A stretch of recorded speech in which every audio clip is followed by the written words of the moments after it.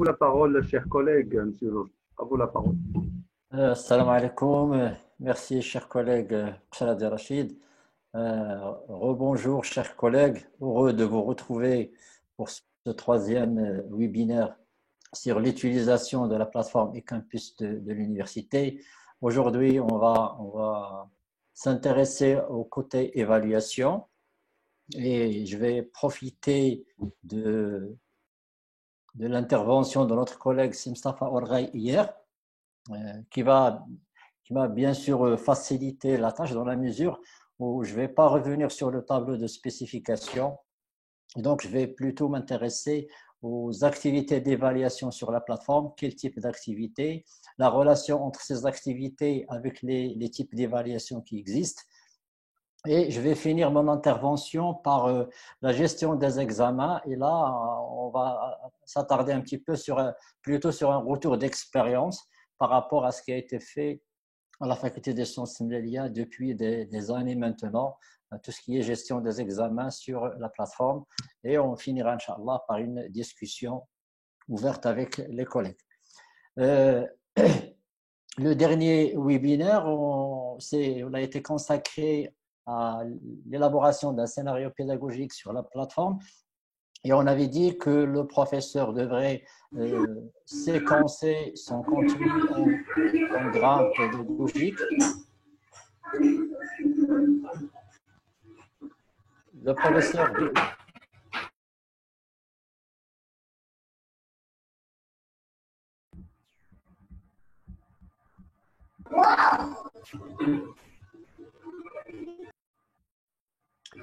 donc, je disais que le dernier webinaire portait sur les scénarios pédagogiques, l'étape cruciale, le découpage en grains. On avait dit que lorsque l'enseignant préparait son scénario pédagogique, il devrait quand même penser à l'évaluation, aux modalités, où est-ce qu'il va placer ses évaluations. Et donc, dans ce scénario, il y a trois possibilités. Commencer par une évaluation avant de commencer la formation, faire des évaluations à l'intérieur des grains pour évaluer le suivi des étudiants et à la fin faire une évaluation pour évaluer les étudiants sur toute la formation. Donc en fait, on peut distinguer ici trois types de formation. Ces trois types de formation sont l'évaluation diagnostique, l'évaluation formative et l'évaluation sommative. Et on va voir que les outils qu'offre Moodle sont des outils qui peuvent être utilisés dans les trois types d'évaluation. Mais avant d'aller vers les activités, je vais tout d'abord vous rappeler juste quelques définitions. L'évaluation diagnostique peut être programmée au début de la formation, c'est le cas d'un test de positionnement en général, peut être également programmé au cours de la formation.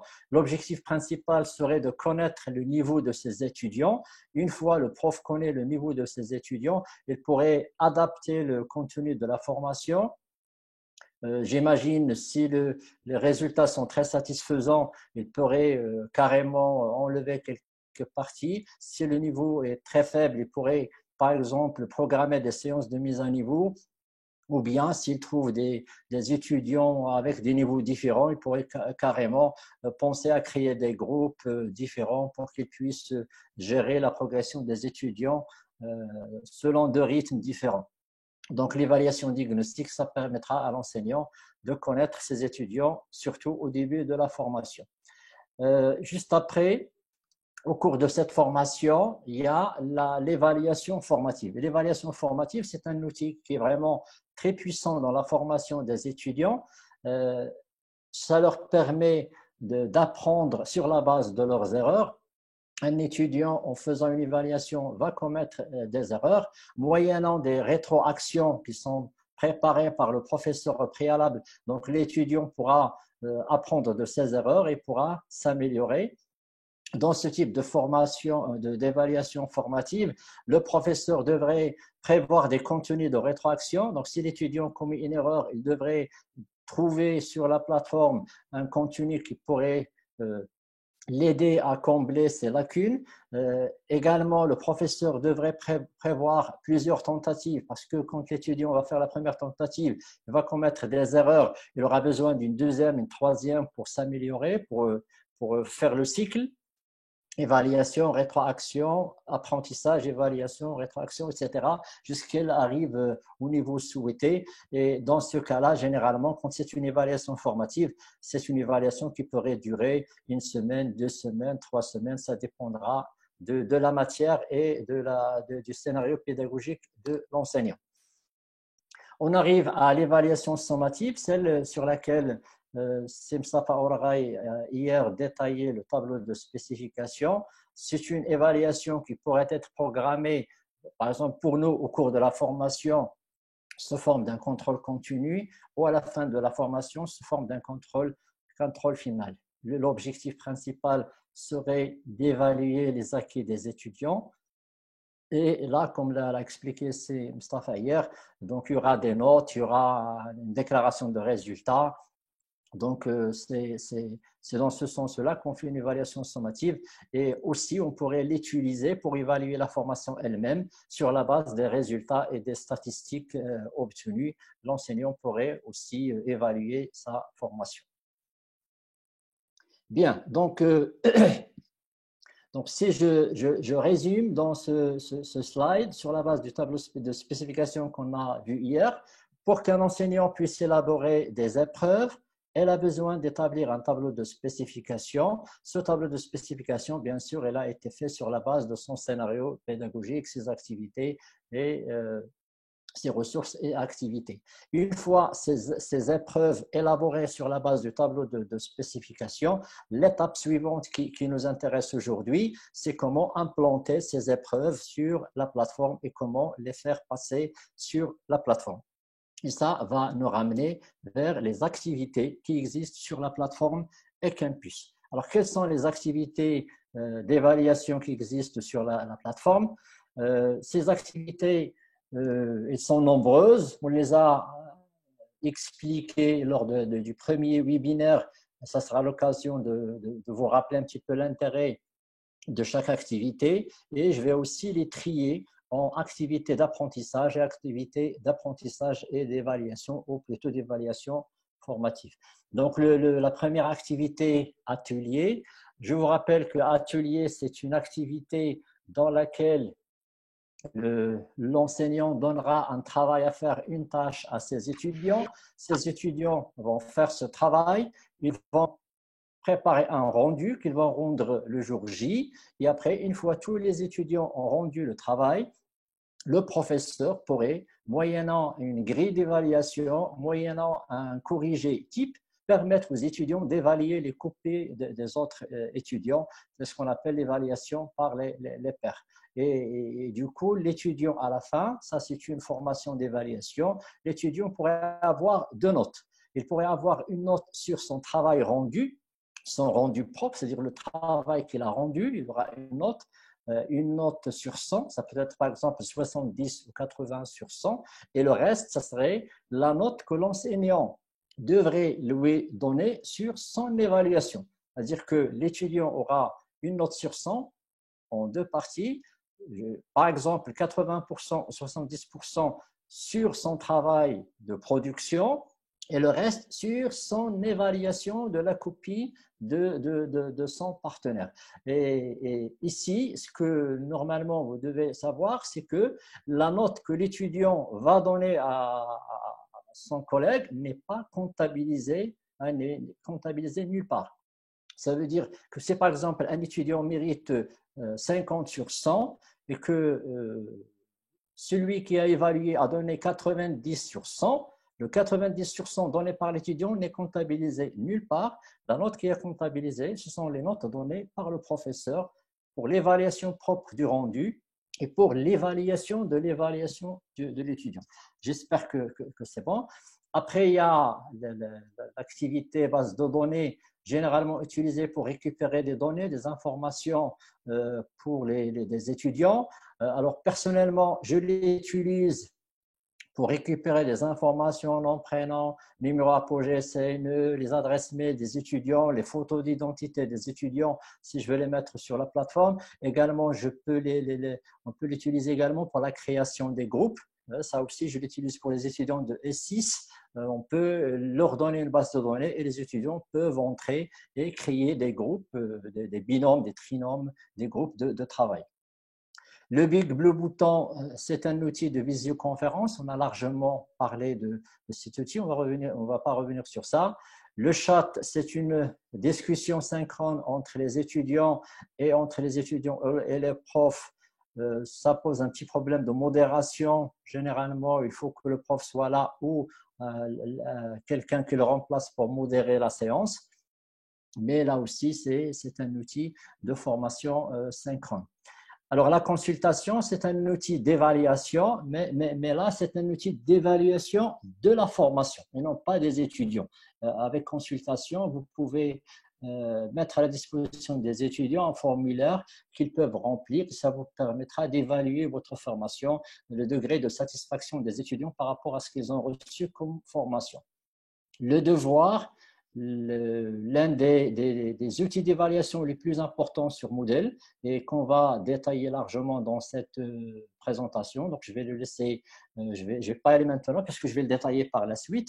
Le feedback, c'est l'équivalent d'un formulaire en ligne. C'est pratiquement l'équivalent de Google Forms où vous pouvez créer un formulaire à transmettre à vos étudiants pour récupérer des informations utiles sur les étudiants que vous êtes en train de former. Et ce qui est bien dans Feedback, c'est comme Google Forms, vous avez une page résultat, analyse, avec des graphiques, des statistiques, tout fait.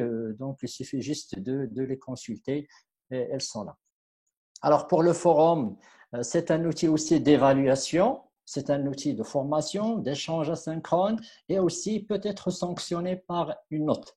Donc, ça veut dire que l'enseignant pourra lancer un forum et pourra suivre les discussions des étudiants. Il y a des barèmes spécifiques pour le forum. Donc, quand on sera, Inch'Allah, dans la formation proprement dite, on ira dans les différents types de forums standard, questions-réponses, chaque étudiant commence une question, une discussion, etc. Donc, il y a différents types de forums et chaque forum devrait être adapté à une situation pédagogique bien déterminée.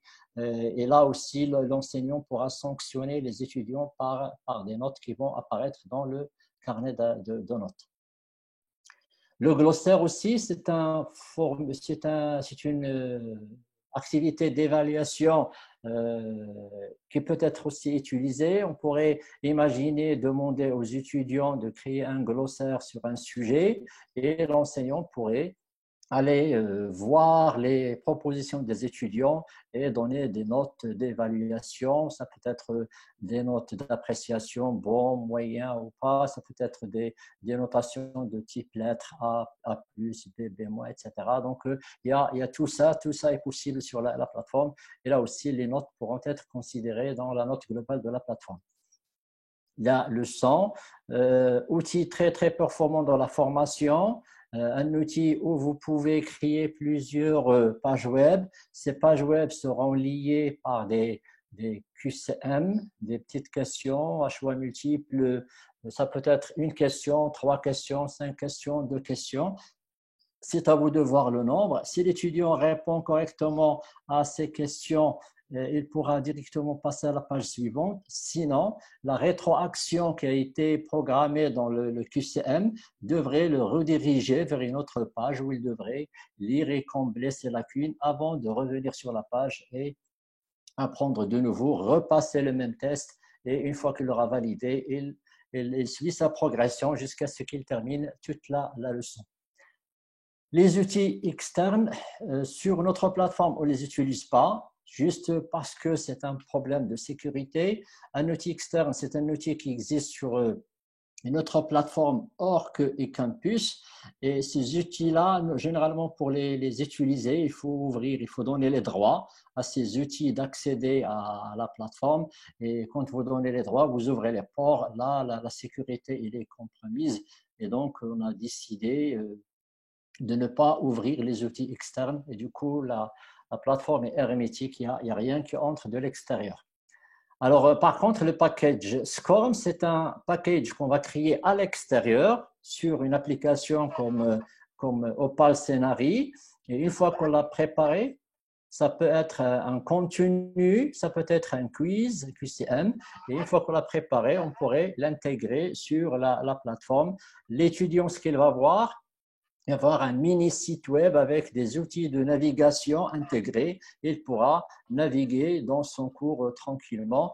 Et ce qui est bien dans ce package SCORM, c'est que la plateforme retient la progression de l'étudiant. Si l'étudiant a appris par exemple 5 ou 6 pages sur 20, quand il va revenir la prochaine fois, il ira directement sur la page 7 pour compléter là où il s'est arrêté. C'est un outil quand même de formation très, très important. Et là aussi, la plateforme vous permet également de noter les étudiants sur leur assiduité, sur leur travail.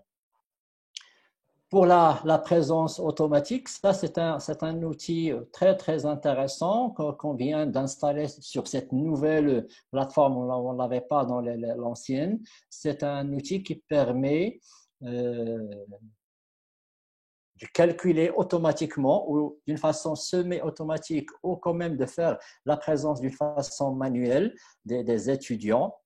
Donc, vous imaginez des activités sur la plateforme, des durées bien déterminées. Vous dites que vous voulez prendre la présence des étudiants, par exemple, le lundi de 8h à 10h, ils doivent se connecter pour faire un travail. Alors, le lundi de 8h à 10h, la plateforme enregistre tous les étudiants qui sont arrivés sur la plateforme. Et ce qui est bien, c'est que la plateforme pourra leur attribuer des notations pour présent. Vous pouvez dire que présent, ça coûte 2 points, arrivé en retard 1 point, absence, c'est 0 ou moins 1. Et ceci, ça vous permet de calculer à la fin une note d'assiduité automatique. Vous n'allez rien, vous n'allez ni noter la présence, ni calculer. À la fin, la plateforme pourra vous donner une note d'assiduité. Et ce qui est encore meilleur ici, c'est que l'étudiant pourrait avoir un tableau dans lequel il voit sa fiche de présence, il voit sa note d'assiduité, il sait qu'il était absent, il sait que la note qu'il a eue, c'est par rapport aux absences qu'il a eues. Donc, c'est vraiment transparent, clair et efficace comme outil de gestion de présence. Le sondage, ça, vous pouvez l'utiliser, ce n'est pas une activité d'évaluation, c'est une activité où vous pouvez demander aux étudiants leur avis sur un sujet. Ils répondront par d'accord ou pas d'accord. Donc, ça, c'est quand même important à connaître puisque ça aussi, des fois, on a besoin de faire des sondages pour nos étudiants. Le test, l'outil le plus important dans l'évaluation sur la plateforme avec le devoir et qui va aussi être largement détaillé dans cette présentation. Donc, je ne vais pas le présenter, je passe à l'outil suivant, le wiki. Le wiki, ce sont des pages web dans lesquelles vous pouvez donner à un groupe d'étudiants la possibilité de travailler ensemble, de produire un projet ensemble et de rédiger ensemble. Ce qui est bien dans le wiki, c'est que l'enseignant pourra à n'importe quel moment connaître le pourcentage de réalisation ou de participation de chaque membre du groupe. Donc, vous avez le travail des groupes et vous pouvez savoir telle phrase qu'il a écrite, telle phrase qu'il a écrite, tel paragraphe qu'il a produit, etc. C'est un outil de suivi très important et de partage et de travail collaboratif très intéressant entre les étudiants. Donc, vous avez vu l'ensemble des activités. Il y en a qui ont des activités d'évaluation, il y en a qui sont des activités de formation. J'ai essayé de regrouper ces activités et de les affecter au type d'évaluation.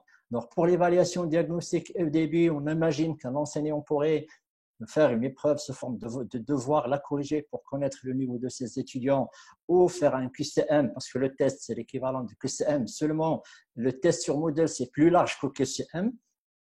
Donc, quand on dit test, c'est tout un ensemble de trucs dans le QCM, bien sûr. L'évaluation formative, et là, vous remarquez que la plateforme Moodle et Campus est une plateforme de formation. Il vous permet d'avoir beaucoup d'outils d'évaluation formative, le forum, les leçons, etc., devoirs et ateliers. Pour l'évaluation sommative, vous pouvez utiliser pour avoir des notes CC, CF, TP, des devoirs, des tests et des ateliers pour avoir des notes à la fin. Et également, votre plateforme vous donne 2 outils pour évaluer votre formation, la consultation et le feedback.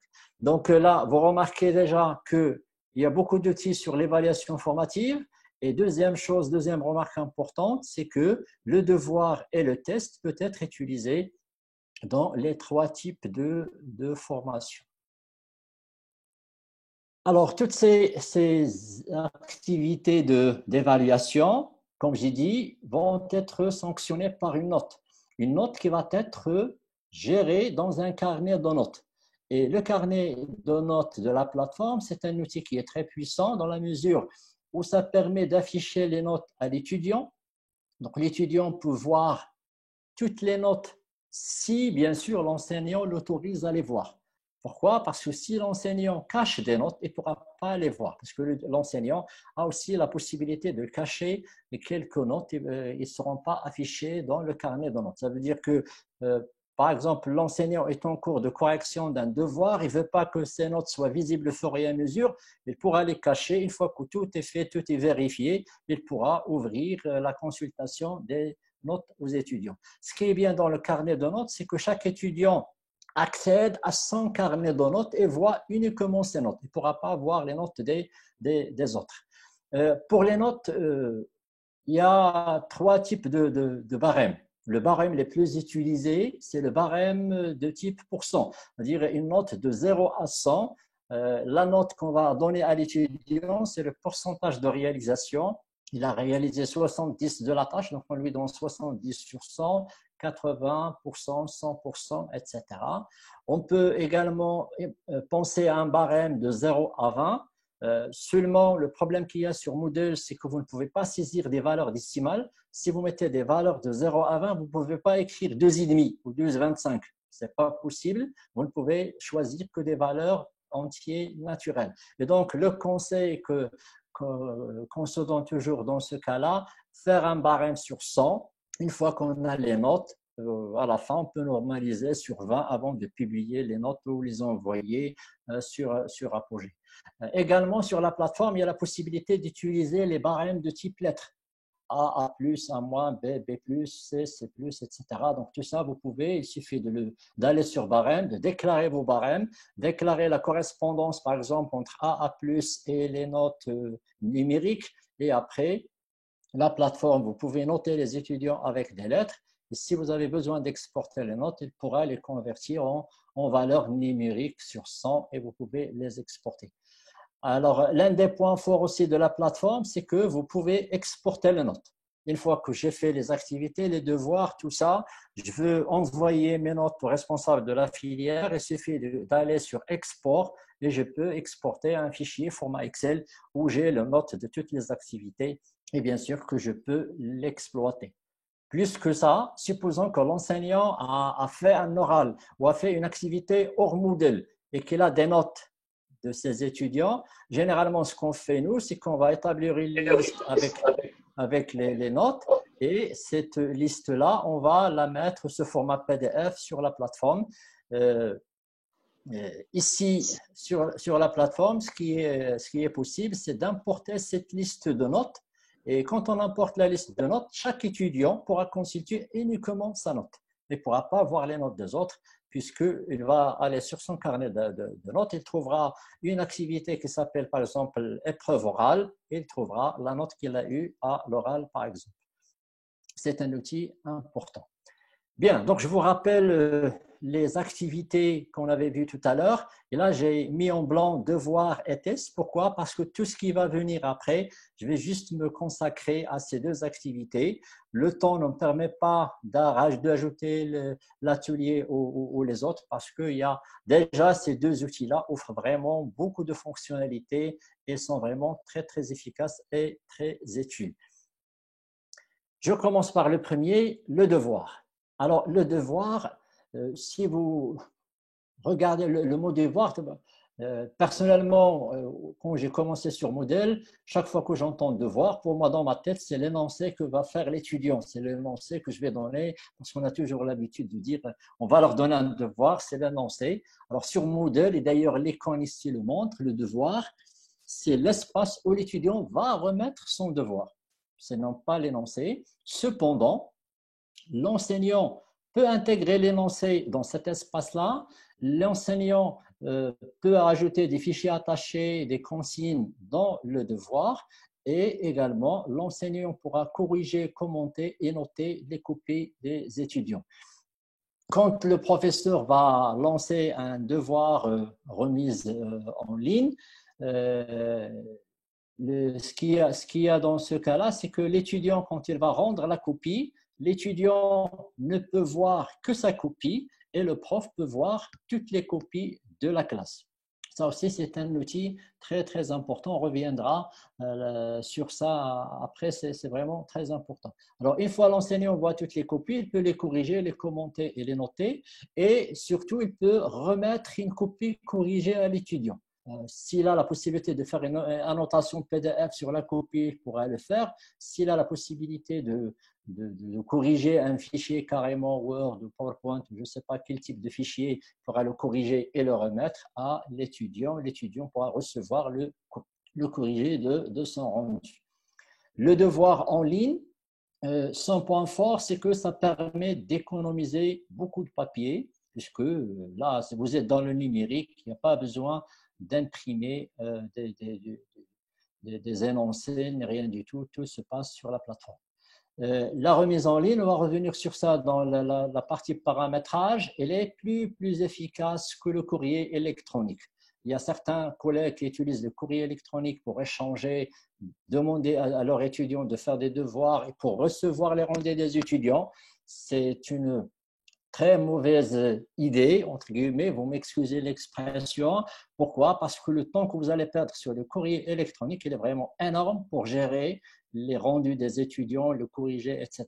On reviendra plus en détail sur ça dans l'essai à venir. Alors, pour le devoir, il y a deux types de devoirs, comme la remise en ligne. Tout se fait avec des fichiers numériques. Si le rendu n'est pas numérique, à ce moment-là, on peut utiliser ce qu'on appelle la remise hors ligne. C'est très, très peu utilisé. Ça peut être fait juste pour énoncer le travail à faire. On pourrait mettre les ressources aux étudiants sur le devoir hors ligne. Et aussi, ce qui est important dans ce devoir hors ligne, c'est de leur rappeler la date butoir, puisque la plateforme nous permet, bien sûr, vous vous rappelez la dernière fois dans les scénarisations, la restriction de l'accès et les réglages d'affichage masqué des activités, ça nous permettrait bien sûr de gérer ça. Donc, le devoir, c'est un espace où l'étudiant va déposer son rendu. Son rendu peut être numérique, donc c'est une remise en ligne, ou un rendu papier, c'est une remise hors ligne. Si l'enseignant veut créer un devoir, vous vous rappelez la dernière fois, on avait dit que pour paramétrer, on avait au début l'intitulé et le descriptif. Ce sont deux trucs qui sont communs à toutes les activités. Et en bas, on a l'affichage, les restrictions et de restreindre l'accès et l'achèvement, qui est aussi commun à toutes les activités. Tout ce qui reste à l'intérieur, ce sont des activités spécifiques pour le devoir. Parmi ces activités spécifiques, l'enseignant, et ça c'est aussi un outil très puissant sur Moodle, il peut mettre ses ressources sur le devoir. C'est-à-dire l'étudiant sur le devoir, quand il va accéder, il va trouver tous les fichiers dont il aurait besoin pour réaliser la tâche demandée. Il n'aurait pas à aller quelque part chercher des fichiers, tout est là dans l'espace. Ça aidera énormément l'étudiant. Deuxième chose, l'enseignant pourra définir la date de disponibilité. La date de disponibilité, c'est la date à partir de laquelle la remise du travail est permise, et la date de fin, c'est la date butoir à partir de laquelle l'étudiant ne pourra plus remettre son fichier. Et comme j'ai dit la dernière fois, il ne faut pas confondre disponibilité avec affichage. D'accord? Donc là, ça aussi, c'est important. On va le voir juste dans le slide suivant. Alors, le devoir, surtout les versions nouvelles de Moodle, permettent d'avoir la possibilité d'octroyer des prolongations individuelles. Vous avez donné un devoir à vos étudiants, la date butoir, c'est le 19 juin. Après, il y a des étudiants, 2 ou 3, qui n'ont pas pu rendre le 19 pour une raison ou une autre. Si vous trouvez que la raison est valable et que vous devez le prolonger, dans les versions antérieures, si vous prolongez pour tout le monde. Là, dans la nouvelle version de modèle, on peut prolonger uniquement pour un étudiant. Si son justificatif, par exemple, est valable, je peux lui prolonger 2 heures, 3 heures pour déposer son rendu. Alors, également dans le devoir, on peut définir le type de remise. J'imagine que lorsque l'enseignant va créer son devoir, son épreuve, il pourrait être une preuve de synthèse. Et donc, l'étudiant, quand il va remettre uniquement un texte. Il va faire une analyse, une dissertation, c'est juste du texte, il n'y a rien d'autre qu'un texte. Dans ce cas-là, on peut régler le type de remise sur texte. Et quand vous mettez remise sur texte, ce que vous allez gagner, c'est que vous allez limiter le nombre de mots à saisir. Vous pouvez dire que voilà, je veux me remettre une synthèse, une dissertation de 600 mots, de 700 mots. Et donc, l'étudiant ne pourra pas vous écrire des pages et des pages parce qu'il est allé copier à droite et à gauche des contenus. Donc, il devrait quand même faire une synthèse de 600 mots, par exemple. Si vous avez choisi de mettre des fichiers, à ce moment-là, vous devez définir le nombre de fichiers. Est-ce que l'étudiant va rendre un fichier, 2 fichiers, 4 fichiers, 5 fichiers? Est-ce que l'étudiant va rendre des fichiers PDF, Word, PowerPoint, Excel, .exe, etc. Donc, vous allez aussi définir le type. Et quand vous allez définir le type, si vous dites le rendu est un fichier PDF, si l'étudiant dépose un fichier Word, il ne sera pas accepté par la plateforme.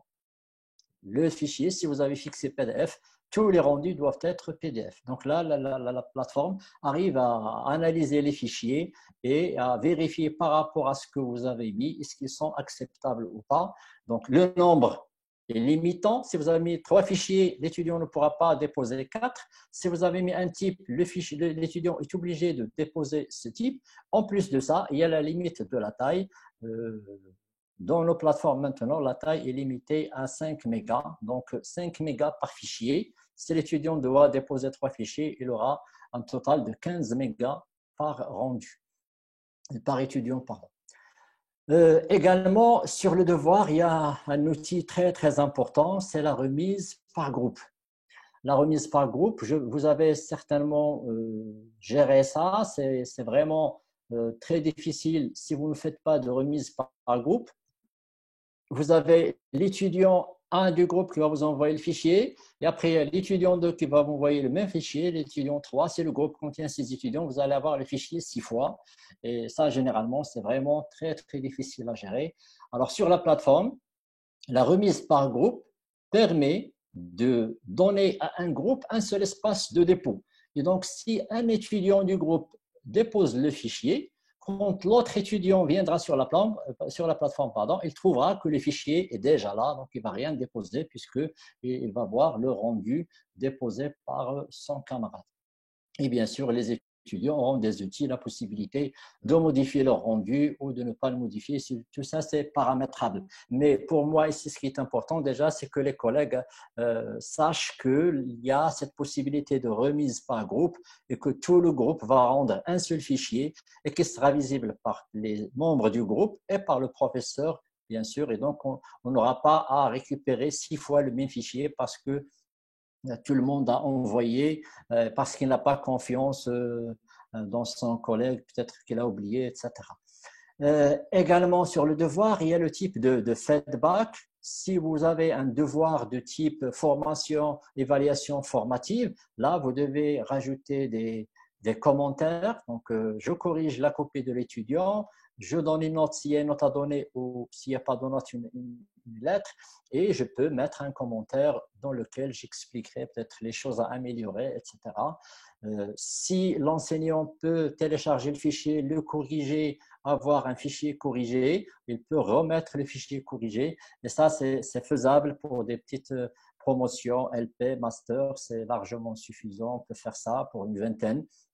Mais si vous avez 2000 étudiants ou 800, j'imagine mal comment vous allez faire pour corriger 1000 copies. Donc là, je parle d'évaluation formative, c'est-à-dire il y aura 4-5 devoirs et dans chaque devoir, vous aurez 800 copies. Donc à chaque fois, les corriger, les remettre aux étudiants, c'est un peu difficile. C'est peut-être plus possible avec une LP ou un master.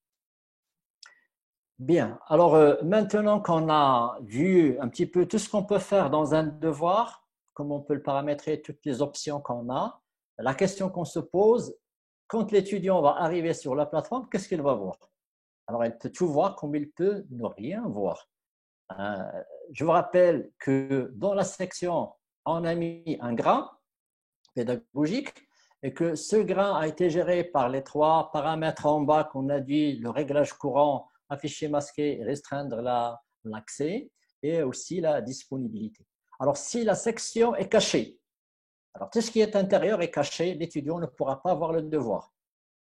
Si la section est affichée, à ce moment-là, on va aller sur le devoir, voir est-ce qu'elle est affichée ou masquée. Si elle est affichée, l'étudiant peut voir le devoir. Si elle est masquée, l'étudiant ne pourra rien voir. D'accord. Une fois on a vérifié l'affichage, ce qui reste, c'est l'accès, restreindre l'accès. Est-ce que la période ou la condition qu'on avait déclarée dans restreindre l'accès est valable? Si l'étudiant satisfait cette condition, il pourra voir le devoir. S'il ne la satisfait pas, parce qu'il n'est pas du groupe X ou parce qu'il n'a pas fait l'activité avant, l'activité va être soit cachée, soit grisâtre, c'est-à-dire désactivée. C'est ce qu'on avait vu la dernière fois. Et après, ici, tout ça, c'est l'affichage. Et le dernier point qui est en bas, c'est la disponibilité. La disponibilité, c'est-à-dire la période autorisée de remise de copie. Si le devoir est affiché pendant la période de remise possible, à ce moment-là, l'étudiant, quand il clique, il va arriver ici. Quand il clique, il va arriver à cette interface-là pour remettre son devoir. Alors, l'interface que l'étudiant va voir, c'est une interface dans laquelle il va le nom de l'activité, il a la consigne, et après, en bas, il a un bouton sur lequel il pourra cliquer pour ajouter son travail. Quand il va cliquer, si l'activité ici, par exemple, il y a 3 fichiers, un PDF, un PPT et un dossier ZIP, donc là, il aura nombre total 3 et bien sûr, il pourra glisser les 3. Si vous avez limité le dépôt à PDF, PPT et ZIP, il ne pourra déposer que ces 3 types de fichiers. Une fois l'étudiant a déposé ces fichiers, alors les fichiers vont apparaître ici, dans cette zone, ils seront là visibles, les 3 fichiers, le PDF, le PPT, le dossier ZIP. Et ici, au lieu d'ajouter, il aura la possibilité de modifier le travail. Il n'y aura pas ajouter, il y aura modifier le travail. Il pourra cliquer à n'importe quel moment pendant la période de remise pour supprimer un fichier, le remplacer, l'améliorer, etc. Donc ça, c'est toujours possible. Sur les valeurs, les réglages qui sont là, vous avez la date butoir et vous avez ici le temps restant. Donc ça, c'est la capture d'écran que j'ai pris hier, c'est 6 jours, 2 heures. Normalement, aujourd'hui, ça sera 5 heures et quelques, et ça diminue. Alors, si la copie est corrigée, l'étudiant pourra, à ce niveau-là, voir la note et le nom de l'enseignant qui a corrigé la copie. Ça aussi, c'est une transparence importante sur Moodle, c'est que quand un enseignant corrige, s'il y a plusieurs enseignants, l'étudiant saura quel est l'enseignant qui a corrigé sa copie. Et bien sûr, le statut ici va passer en vert, c'est-à-dire que le travail est rendu. Alors, quand les étudiants ont rendu leur travail, que va voir le professeur, lui? Lui, quand il va arriver, alors, quels que soient les réglages que vous avez sur la plateforme, section affichée ou masquée, réglage affiché ou masqué, restreindre l'accès possible ou pas, disponibilité possible ou pas, l'enseignant verra toujours l'activité. Pour l'enseignant, l'activité sera toujours visible. Et ça, c'est parmi en quelque sorte, les pièges qui existent parce que généralement, les collègues, quand ils entrent, ils voient l'activité, ils pensent que les étudiants la voient, mais en fait, les étudiants ne la voient pas parce qu'il y a l'un des réglages qui ne marche pas. et du coup, lui, il attend qu'il y ait des rendus et se rend compte après quelques jours qu'il n'y a pas de rendu. Et là, il commence à se poser des questions. Donc, vous devez savoir, parce que vous êtes enseignant, vous pouvez voir l'activité, quel que soit le réglage. Puisque vous êtes enseignant, vous êtes le propriétaire. Mais pour l'étudiant, il faut quand même que la section soit affichée, le réglage courant affiché, les conditions d'accès OK et la disponibilité OK pour que l'étudiant puisse voir. Alors, quand l'étudiant clique, il a la main pour déposer. Mais quand l'enseignant clique sur devoir, lui, il aura une autre interface différente. Une interface que vous avez ici, dans laquelle est là l'état, est-ce qu'il est caché ou affiché pour les étudiants, le nombre total d'étudiants, par exemple, ça c'est un devoir qui a été fait en avril. Donc là, j'ai pris une petite capture d'un devoir réel. Donc là, c'est le moment où le devoir a été créé, il n'a pas encore été affiché aux étudiants. Donc là, vous avez 70 étudiants participants, vous avez 56 qui ont remis la copie, et là, vous avez le nombre de copies à corriger, 56 copies. Donc ça veut dire l'enseignant, quand il arrive ici, il sait déjà qu'il y a 56 étudiants qui ont remis quelque chose. Du moment que le devoir est encore en cours, il pourra commencer à corriger ou bien sûr attendre que le délai soit terminé pour commencer la correction. La correction des copies sur Moodle peut se faire par un seul professeur. S'il y a un seul professeur qui gère la classe, il pourra corriger toutes ces copies. Mais sinon, si j'imagine par exemple un groupe de S2, on a 1700 ou 2000 étudiants, avec un groupe de professeurs, de 7 ou de 10 professeurs, j'imagine mal comment un seul professeur pourra gérer tout ça. Donc, normalement, ça sera une correction par groupe de professeurs. Et dans ce cas-là, si vous voulez faire une correction par groupe de professeurs, vous devez tout d'abord commencer par créer des groupes d'étudiants. Donc, je suppose que j'ai, par exemple, des groupes de TD, j'ai par exemple 9 groupes de TD et que j'ai, par exemple, 3 professeurs et que chaque professeur va corriger 3 groupes pour que ça soit simple un petit peu. Donc, j'ai 9 groupes de TD et j'ai 3 professeurs. Donc, qu'est-ce que je fais? Donc, j'ai créé les groupes de TD. Donc, chaque étudiant doit être affecté à un groupe. Et après, je vais créer des groupements. On a vu les groupements la dernière fois. Je vous rappelle qu'un groupement, c'est un ensemble de groupes. Donc, je vais créer un groupement 1 avec 3 groupes de TD, groupement 2, 3 groupes de TD, groupement 3, 3 groupes de TD. Et après, le groupement 1, je vais l'appeler professeur 1. Le groupe 2 va porter le nom du professeur 2. Le groupement 3 va porter le nom du professeur 3. Et donc, qu'est-ce qui va arriver quand l'enseignant, l'un des 3, arrive sur la plateforme? Si vous êtes en train de gérer une correction par groupe, sur cette zone ici, il y aura une liste déroulante qui va être affichée. Et quand vous ouvrez la liste déroulante, qu'est-ce que vous allez trouver? Vous allez trouver les 3 noms des groupements, les 3 noms des professeurs.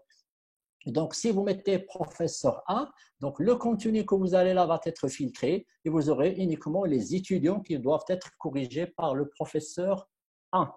Et donc, le professeur 2, quand il arrive, il peut voir ses étudiants, etc. Ce qu'on va gagner dans cette correction en groupe, c'est que la correction peut être faite simultanément. On peut corriger tous en parallèle. On peut corriger là où on est. Si, par exemple, après un devoir, je parle surtout d'évaluation sommative, d'examen final, il y a des collègues qui sont à l'étranger dans une mission, il suffit de créer le groupe, de lui envoyer un email comme quoi vous avez des copies à corriger sur la plateforme et là où il est, moyennant une connexion Internet, il pourra accéder et corriger les copies. Pour la correction des copies, il y a 2 façons de le faire. Une correction en ligne, que moi, personnellement, je préfère. Pourquoi? Parce que je corrige et la note est corrigée et est enregistrée sur la plateforme, je suis tranquille et je remarque que les valeurs des nécessitant évaluation commencent à diminuer et ça m'encourage. Et on a ceux qui choisissent de télécharger tous les fichiers. Donc, je peux ici cliquer, télécharger tous les travaux remis. Et donc là, vous pouvez avoir un dossier compressé dans lequel vous aurez tous les fichiers de tous les étudiants. Ça aussi, c'est une façon de le faire, corriger tranquillement et après revenir sur la plateforme pour saisir les notes. Mais moi, personnellement, j'aime utiliser la correction en ligne. Ce que vous permet de faire la plateforme, en comparaison avec l'email, si vous faites un devoir avec l'email, vous allez envoyer l'énoncé aux étudiants. Les étudiants vont vous remettre des rendus. Donc, chaque étudiant va vous envoyer 3 fichiers, par exemple, PDF, PPT et un dossier zip. Alors, l'étudiant, quand il va vous envoyer ça, supposons que vous avez 20, je ne vais pas dire 100 ou 200, vous avez 20 étudiants. Alors, 20 étudiants x 3, vous êtes déjà à 60 fichiers. Alors, 60 fichiers à gérer sur votre disque. Et après, il y aura un problème. Si les étudiants n'ont pas renommé les fichiers, c'est-à-dire ils ont pris le fichier énoncé, ils ont travaillé sans renommer. Quand vous allez télécharger sur votre disque dur, vous n'allez plus connaître le fichier de Ahmed de celui de Hanan. Ça sera vraiment très difficile à gérer. Par contre, sur la plateforme, même si l'étudiant n'a pas renommé le fichier, quand vous allez faire un téléchargement de tous les travaux remis, la plateforme va créer des dossiers avec le nom de l'étudiant et dans le dossier, il va mettre tous les travaux qu'il a remis. Et donc, quand vous allez corriger tranquillement, vous aurez une arborescence de dossiers et chaque dossier porte le nom de l'étudiant. Je ne me rappelle pas s'il y a le numéro apogée ou pas, mais c'est sûr qu'il y a le nom, prénom de l'étudiant. Et donc, vous pouvez ouvrir le sous dossier, aller tranquillement corriger les copies de l'étudiant et vous n'aurez aucun problème de gestion des copies, bien sûr. Et plus que ça, les copies sont toujours là et vous pouvez à chaque fois venir ici, cliquer pour les avoir. Par contre, si vous mettez sur l'email, quelqu'un qui utilise l'email, est-ce qu'il peut, par exemple, retrouver les PFE de l'année dernière? Est-ce qu'il peut trouver les PFE de l'année d'avant? Non, c'est sûr qu'il n'y aura plus sur l'email parce que avec l'ensemble des mails qu'on reçoit chaque jour, ça va être vraiment très difficile à gérer. Bien, alors, quand l'enseignant ici va cliquer sur l'enseignant, pour corriger en ligne, il va cliquer sur « Consulter les travaux remis » ici, à ce niveau-là. Quand il clique sur « Reçu les travaux remis », il va arriver sur l'interface. L'interface lui permet de télécharger. C'est la même capture d'écran que j'ai mis à l'extérieur. Ça lui permet de chercher un étudiant directement. Si vous avez mis l'étudiant, vous voulez la copie d'un étudiant, il suffit vous pouvez la retrouver à travers ses initiales, le prénom et nom. Vous pouvez filtrer pour avoir les étudiants. Vous pouvez également ici trier par nom, apogée, email, statut, note, etc. Donc ici, j'ai caché les noms, numéro apogée et statut, puisque c'est des étudiants de la fac de sciences Smelélia. Donc ici, si vous cliquez, vous pouvez trier les étudiants par nom ou par prénom. Vous pouvez les trier par la date de remise. Vous pouvez les trier par leur statut, ceux qui ont rendu, ceux qui n'ont pas rendu, etc. Donc ici, vous avez des outils de tri et de filtration extraordinaires que vous pouvez utiliser sur la plateforme. Alors ici, on voit que l'étudiant qui est là, il a remis son travail. Son travail était remis le 10 avril à 16h31 et son travail contient 3 fichiers. Et donc là, vous avez les 3 fichiers. Là, on peut savoir qu'il a remis les 3 fichiers d'un seul coup. Ça se peut par exemple qu'il remette le premier exercice le jour le 8, l'exercice 2, il peut le remettre le 9 et le 3, il peut le remettre le 10. Rien ne l'empêche. Mais cet étudiant, il a fait tout le travail et puis il a remis tous les fichiers d'un seul coup.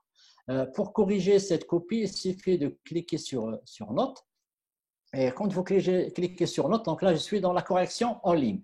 Vous cliquez sur Note, vous arrivez sur une interface de correction dans laquelle vous avez ici l'intitulé du cours, le devoir que vous êtes en train de faire, revenir sur les travaux des étudiants, c'est-à-dire la page précédente. Et ici, vous avez le nom de l'étudiant, son numéro apogée, son adresse email, toutes les informations possibles. Ici, vous avez la possibilité d'aller choisir n'importe quel étudiant. Si vous ne voulez pas corriger pour ce monsieur, vous pouvez aller chercher un autre étudiant. Bien sûr, s'il y a une correction par groupe, vous aurez uniquement les 20 personnes de votre groupe qui sont affichées ici. Les boutons qui sont là à droite et à gauche, ça vous permet de passer à l'étudiant suivant ou à l'étudiant précédent. Donc, comment on fait? On arrive sur l'interface, on télécharge les fichiers, on les regarde, on donne une note, on tape la note, on tape le commentaire, on clique en bas sur enregistrer, on passe à l'étudiant suivant. Et ainsi de suite jusqu'à ce qu'on corrige toutes les copies qu'on a. Une fois qu'on a corrigé une copie, on peut rajouter un commentaire sous forme de texte dans lequel on donnera des instructions, des éclaircissements, des conseils à l'étudiant. Bien sûr, je ne vais pas vous le dire, vous le savez déjà, il faut toujours être positif pour encourager les étudiants. Et si vous avez la possibilité d'avoir le fichier, de l'annoter avec une annotation PDF ou un Word avec suivi des modifications ou n'importe quel fichier corrigé, vous pouvez prendre la copie corrigée et la glisser ici.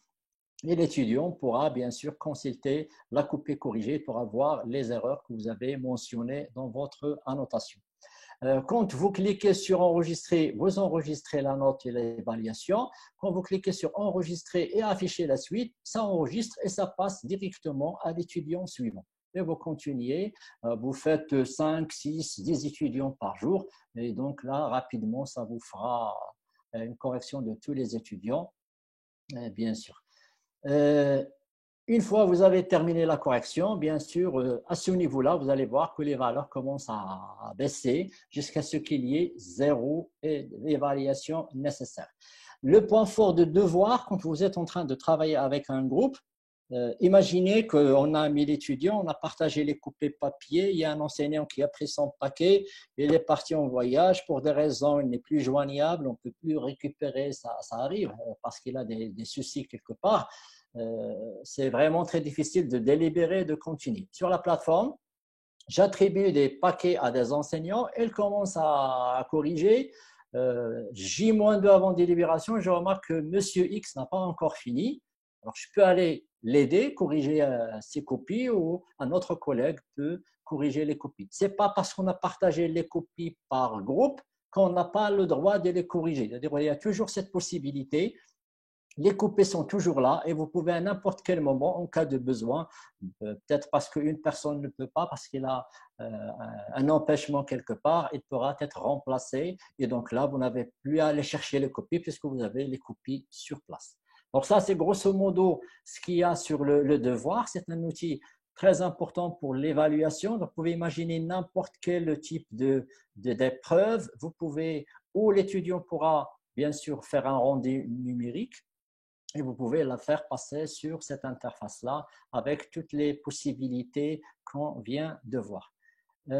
L'outil suivant, l'outil qui est normalement, il y a un petit, je vais dire malentendu, mais les gens ont tendance à lier le test au QCM.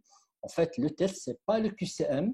Le test, c'est la conception et la création de questionnaires en ligne. Et le QCM n'est qu'une petite partie du test. Il y a d'autres types de questions possibles. Alors, les questions qu'on a, il y a les questions de type QCM, QCU, choix multiple, choix unique. Il y a les questions vraies ou faux. Tout le monde connaît, ce n'est pas la peine d'aller. L'appariement où l'étudiant aura des informations et qu'il devrait lier avec une liste déroulante, il devrait faire des associations. Glisser, déposer sur image et sur texte. Donc là, par exemple, on imagine la légende d'un schéma ou un texte où il y aura des trous à remplir. Ces 4 premières activités peuvent être classées par rapport à ce que nous a dit Mustafa hier, pourraient être classées dans le niveau connaître. QCM, vrai, faux, apparemment, glisser, déposer. Si vous regardez les questions qui viennent après, réponse courte, réponse numérique. Et là, pour réponse courte, je vais vous faire un témoignage, puisque ici, l'intérêt, c'est de partager l'expérience. Quand on avait commencé au niveau de S3, chimie organique, de la fac de sciences Smelia, à faire des QCM, par exemple, si je prends la partie nomenclature, on donnait des structures aux étudiants et on avait fait des choix multiples, des choix uniques. L'étudiant regarde avec une petite réflexion, n'a même pas besoin de voir, de faire la nomenclature parce qu'il a compris, pourrait facilement déduire quelle est la réponse juste, cocher et passer. Durant les 2 dernières années, et du coup, on avait remarqué qu'il n'y avait pas beaucoup d'apports par rapport à l'évolution des étudiants. Ils ne faisaient pas attention. Quand ils écrivaient au tableau les noms des molécules, il y avait beaucoup d'erreurs. Et donc, on a, au lieu d'utiliser un type de question QCM type connaître, on a utilisé un type court réponse courte où l'étudiant pourrait saisir un texte dans une zone. Il n'y a aucune proposition. Il y a une zone où il pourrait saisir le nom. Et on avait dit aux étudiants que normalement, quand vous allez saisir le nom, il faut faire attention. S'il y a des erreurs dans votre nom, le nom de la molécule, c'est pratiquement faux. Et du coup, on a remarqué avec le temps qu'il y a une nette amélioration. Les étudiants commencent à faire attention aux accents, commencent à faire attention à la façon avec laquelle ils doivent écrire le mot, les espaces, l'articulation, les tirets, tout ça, les virgules. Et donc, on avait remarqué qu'en passant de ce niveau-là, au début où l'étudiant n'avait qu'à cliquer sur la réponse, à un niveau où l'étudiant devrait écrire le nom, qu'il y avait une nette amélioration dans le niveau des étudiants. Et donc, des réponses courtes au numérique, c'est des réponses ici où il y a texte et là, il y a uniquement des valeurs numériques. Et là, j'imagine que vous pouvez demander aux étudiants de, par exemple, dans ce cas-là, répondre à une nomenclature, répondre à une question en écrivant. Et normalement, la difficulté qu'il y a à ce niveau-là, c'est qu'il faut prévoir beaucoup de réponses. Par exemple, si l'étudiant oublie un accent, est-ce qu'on doit le sanctionner par un retrait de 25% de la note, 50% ou carrément la comptabiliser fausse? Donc, il y a une discussion à tenir à ce niveau-là. Et normalement, avec ces questions courtes et numériques, la difficulté augmente vraiment par rapport aux autres. Également, dans les questions, il y a les questions calculées, calculées simples et calculées choix multiples. Ces questions-là pourraient aussi être utilisées dans le niveau appliqué, parce que là, on donnera à l'étudiant un problème et l'étudiant devrait, à travers le problème, monter à faire une formule, trouver une formule, y égale à f de x. Une fois il a cette formule, il pourrait faire l'application numérique pour saisir à la fin la valeur numérique. La plateforme vous permet de lui dire de la saisir en précisant vous l'unité ou vous lui dites de saisir lui aussi l'unité ou de la choisir dans une liste. C'est-à-dire qu'il y a beaucoup de possibilités d'ouverture. Donc l'étudiant, ici, qu'est-ce qui est bien? C'est que lorsque vous faites une question calculée avec un jeu, par exemple, de 10 applications numériques, donc une question, c'est l'équivalent de 10. Je m'explique, quand là, vous mettez une question calculée, deux étudiants l'un à côté de l'autre vont avoir le même exercice, seulement pour l'un, il y a un triangle rectangle, pardon, un bassin rectangulaire de longueur 7 mètres et de largeur 3 mètres, et pour l'autre, il y aura 10 mètres et 2 mètres, etc. Donc, c'est les valeurs numériques qui vont changer d'un étudiant à l'autre, et automatiquement la réponse finale va changer et donc l'étudiant ne pourra jamais copier la valeur qu'il y a chez le voisin puisque ça ne correspond pas au problème qu'il a eu. Également, un niveau supérieur, raisonner, c'est avec les questions clause et composition. Alors, les questions clauses, maintenant, on arrive à la fac de sciences similaires de créer carrément des problèmes, des exercices enchaînés de 3, 4, 5 questions dans lesquels il y aura une question de petite définition, une petite question moyenne, une question difficile, etc. Donc, on arrive à faire des problèmes et bien sûr, l'étudiant, quand il arrive sur la plateforme, il va utiliser les questions clauses pour répondre à ce type d'exercice. Ça permet aussi de lever un petit peu le niveau des examens, tests qu'on fait sur la plateforme. La composition, comme je l'ai expliqué tout à l'heure, ça sera utilisé que si, par exemple, il y a, je crois, pour nos amis, je ne sais pas, économistes, biologistes, géologues, où l'étudiant aura à faire de langue, à faire une dissertation, une analyse par rapport à une situation et écrire carrément du texte. Dans ce cas-là, le seul problème dans cette composition, c'est qu'il n'est pas corrigé automatiquement. Vous l'avez certainement deviné. Et donc, si vous avez un test avec une question de type composition, toutes les questions seront corrigées automatiquement et celle-ci, vous devrez à la corriger manuellement. Donc, ça veut dire, j'imagine, vous avez 20 étudiants avec une question de composition. Une fois les étudiants ont fini, vous aurez les notes de toutes les questions à part la composition que vous devez entrer manuellement pour lire et donner une note manuelle et vous aurez à la fin la note finale de chaque étudiant. Alors, toutes les questions qui peuvent être utilisées dans un test, tous ces types de questions devront être stockées dans une banque de questions. Une fois que vous les avez stockées dans une banque de questions, vous pouvez les utiliser quand vous voulez pour tous les tests à venir. Vous pouvez l'utiliser cette année, l'année prochaine, le semestre prochain, etc. Vous êtes libre, ça vous appartient. Vous avez la banque de questions. Après, il y aura juste à améliorer, alimenter la banque et à chaque fois, vous pouvez créer des questionnaires nouveaux. Alors, cette banque de questions, elle permet de créer des épreuves, soit en faisant des ajouts manuels de questions. C'est le cas où vous avez une petite promotion, 20-25 étudiants, je peux composer un examen de questions manuelles, leur donner l'examen, puisque la plateforme permet de faire une permutation des réponses et des questions, donc ça va suffire. Si vous avez une grande section avec beaucoup de groupes, à ce moment-là, il vaut mieux aller sur des ajouts aléatoires, c'est-à-dire les épreuves que vous allez créer, il y aura n variantes, c'est quand même un nombre incalculable de variantes, ça dépendra du nombre de questions que vous avez dans votre banque.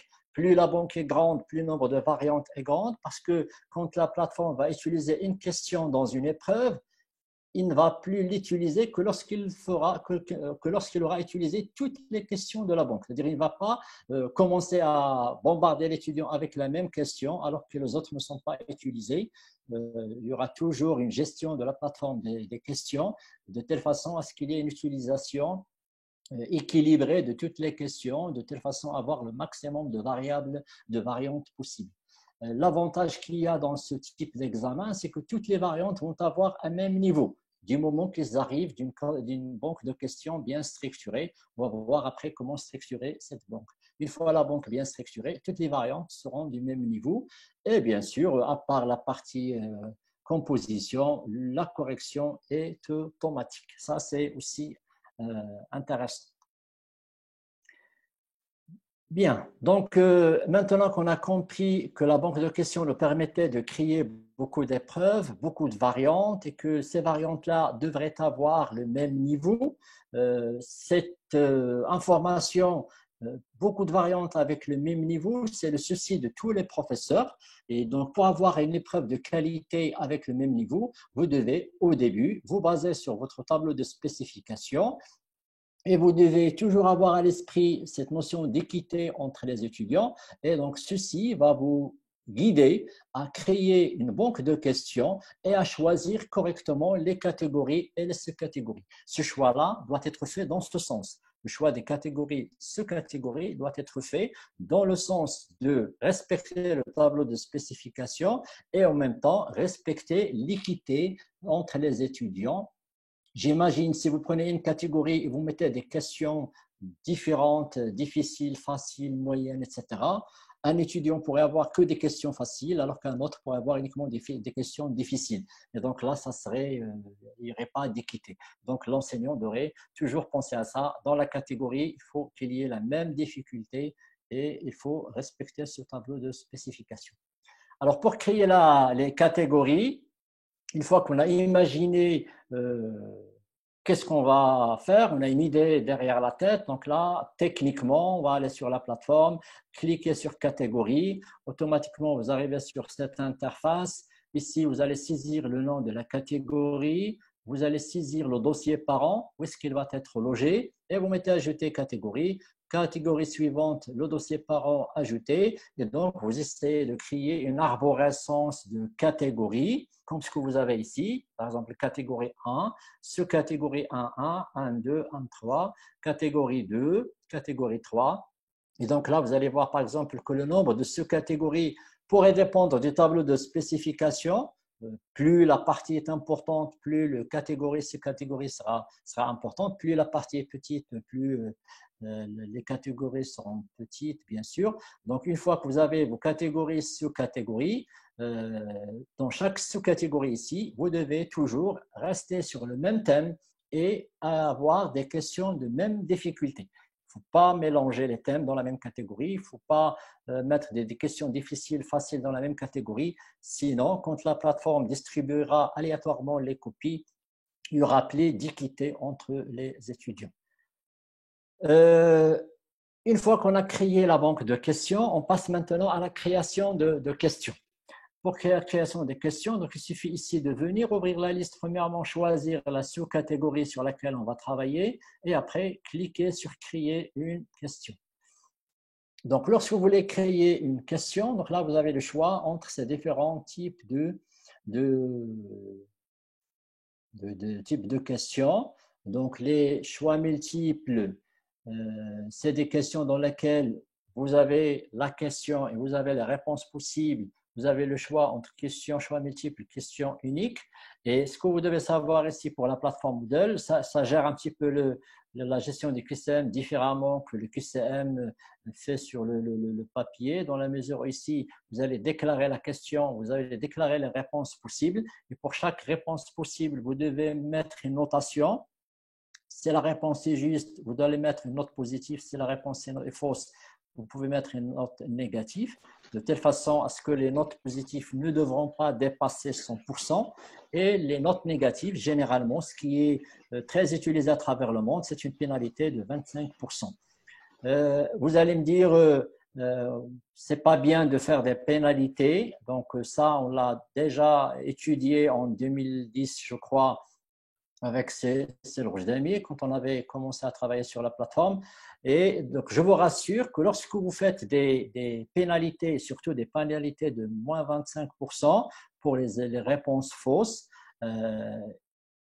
si vous prenez les résultats de vos étudiants, vous allez étudier l'impact de cette pénalité sur les notes entre 12 et 20, c'est-à-dire les bons éléments. Vous allez voir que l'impact est vraiment minimal. Il n'y a pas beaucoup d'effets. Un étudiant qui a 12 pourrait aller à 12,5. Par contre, un étudiant qui a 17 peut ne pas changer ou aller à 17,0102. Par contre, si vous prenez un étudiant avec 2 sur 20, là, c'est spectaculaire. Vous pouvez facilement vous enlever les pénalités et avoir une note de 7 ou de 8 sur 20. Ça veut dire qu'un étudiant qui, si vous enlevez les pénalités, un étudiant pourrait commencer à faire du hasard, à cocher n'importe comment. Et s'il n'y a pas de pénalité, il pourrait cocher n'importe comment et sortir avec un 8 sur 20 ou un 10 sur 20. Par contre, s'il y a des pénalités, au moins les pénalités, ça permet déjà de dissuader un petit peu les étudiants. Quand ils sachent qu'il y a des notes négatives, ils ne vont pas commencer à cliquer n'importe comment, puisqu'ils craignent beaucoup, les étudiants, d'après notre expérience, ils craignent beaucoup ces notes négatives. Donc, vrai ou faux, apparemment, donc tout ça, donc on a discuté. Pour les réponses courtes, là, ce qu'il y a, c'est qu'il faut imaginer toutes les réponses possibles. Si la réponse est correcte, vous mettez 100%, mais c'est la réponse juste une indulgence du professeur, il pourrait faire une pénalité, c'est-à-dire au lieu de 100%, mettre 80%, 75%, 50% en fonction de ce qu'il veut. Également pour les valeurs numériques, là aussi, l'enseignant, il y a une réponse numérique, donc si généralement c'est la valeur, mais si l'étudiant pourrait avoir une petite incertitude de 1 ou 2, vous pouvez également gérer ça. Bien, donc ici, pour les questions calculées, donc on les a expliquées, c'est des questions dans lesquelles vous avez des problèmes avec un jeu de joker d'application numérique et normalement les étudiants, quand on leur affiche l'exercice, il y aura un jeu d'application numérique différent d'un étudiant à l'autre. À droite, pour tout ce qui est clic glisser, juste un petit mot. Donc, pour le premier, c'est glisser du texte pour remplir des zones vides. Ça pourrait intéresser des enseignants pour des questions de cours, de type connaître, ou bien glisser sur image, ça peut intéresser les géologues, les biologistes, là où il y a des schémas, des montages à annoter. Donc, on donnera un montage, on donnera des outils à l'étudiant et l'étudiant pourra placer les étiquettes là où il faut. Marqueur à glisser, déposer, c'est un outil qui est dans la version nouvelle de Moodle, il n'était pas là avant, dans les anciennes versions. Et la différence entre les deux, c'est que celui-là est plus difficile que le premier. Dans la partie glisser, déposer sur image, vous avez en quelque sorte des petits rectangles et vous devez glisser dans les rectangles. Vous avez 4 outils, 4 texte à glisser, vous avez 4 cadres. Ben, si vous connaissez 3, vous déduisez le quatrième. Par contre, marqueur, il n'y a rien, il y a juste le graphique, il n'y a rien. Vous ne savez même pas dans quelle zone aller déposer votre texte. C'est-à-dire, vous avez le graphique sans aucune indication et vous devez aller déposer dans le marqueur. Si vous déposez à côté du marqueur, ça sera considéré comme faux. Pour les mots manquants, là aussi, c'est des phrases avec des listes déroulantes où l'étudiant pourrait, c'est plus adapté pour des épreuves de langue ou des questions de type connaître. Bien. Alors, une fois qu'on a créé notre banque de questions, on a toutes les questions possibles. Qu'est-ce qu'on peut faire dans cette banque de questions? On peut modifier les questions à n'importe quel moment, même pendant la période d'examen. Pendant l'examen, il y a un étudiant qui vous appelle monsieur, madame, excusez-moi, donc là, il y a une petite erreur apparemment. Vous découvrez qu'il y a une erreur, effectivement. Il suffit sur le champ d'aller sur votre PC, corriger l'erreur et l'erreur est corrigée pour tous les étudiants qui sont dans la classe, pour ceux qui vont bien sûr venir après. Vous pouvez, dans la question, dupliquer une question pour la modifier, pour gagner du temps. Si une question est mal posée ou vous voulez la supprimer, bien sûr, vous pouvez toujours les supprimer. Vous pouvez également déplacer une question d'une catégorie vers une autre parce que peut-être vous n'avez pas bien géré la difficulté de la question et vous trouvez qu'il faut la déplacer. Le réarrangement des catégories et surtout, là, c'est l'import-export des questions et des catégories. Là, une fois l'enseignant a préparé sa base, la première des choses à faire, il faut exporter pour avoir un backup de toutes les questions sur votre ordinateur. Comme ça, si jamais il y a un problème sur la plateforme, vous avez vos questions à côté. Ce backup-là, si vous avez par exemple 2 cours dans lesquels vous avez une partie différente, vous dispensez 2 cours sur 2 établissements différents, vous pouvez créer la base sur une plateforme, l'importer et l'importer sur l'autre. Bien sûr, vous avez ici les boutons pour ça. Bien, alors pour l'activité quiz, rapidement, qu'est-ce qu'il permet de faire en plus de l'intitulé descriptif et des outils en bas de gestion du scénario? Il y a le temps, définir quand est-ce que le test commence, quand est-ce qu'il se termine et la durée. Et ça, c'est vraiment très, très important sur Moodle. Le test commence à l'heure H, il se termine à l'heure H, au jour H', J'. Et pour la durée, si la durée est 35 minutes ou 45 minutes, 60 minutes, voire plus, ça dépend du temps que vous avez réglé. Ce qui est bien dans la plateforme, une fois le temps terminé, la plateforme procède à la fermeture de la copie, à la correction, et donc l'étudiant ne pourra plus profiter, par exemple, par rapport à un examen sur papier ou par rapport à autre chose. L'étudiant pourrait, là, vous avez tous galéré à récupérer les copies des étudiants. Là, une fois le temps terminé, c'est fermé, copie fermée, corrigée, la note sur la plateforme, l'étudiant va quitter. Donc là, vous êtes tranquille.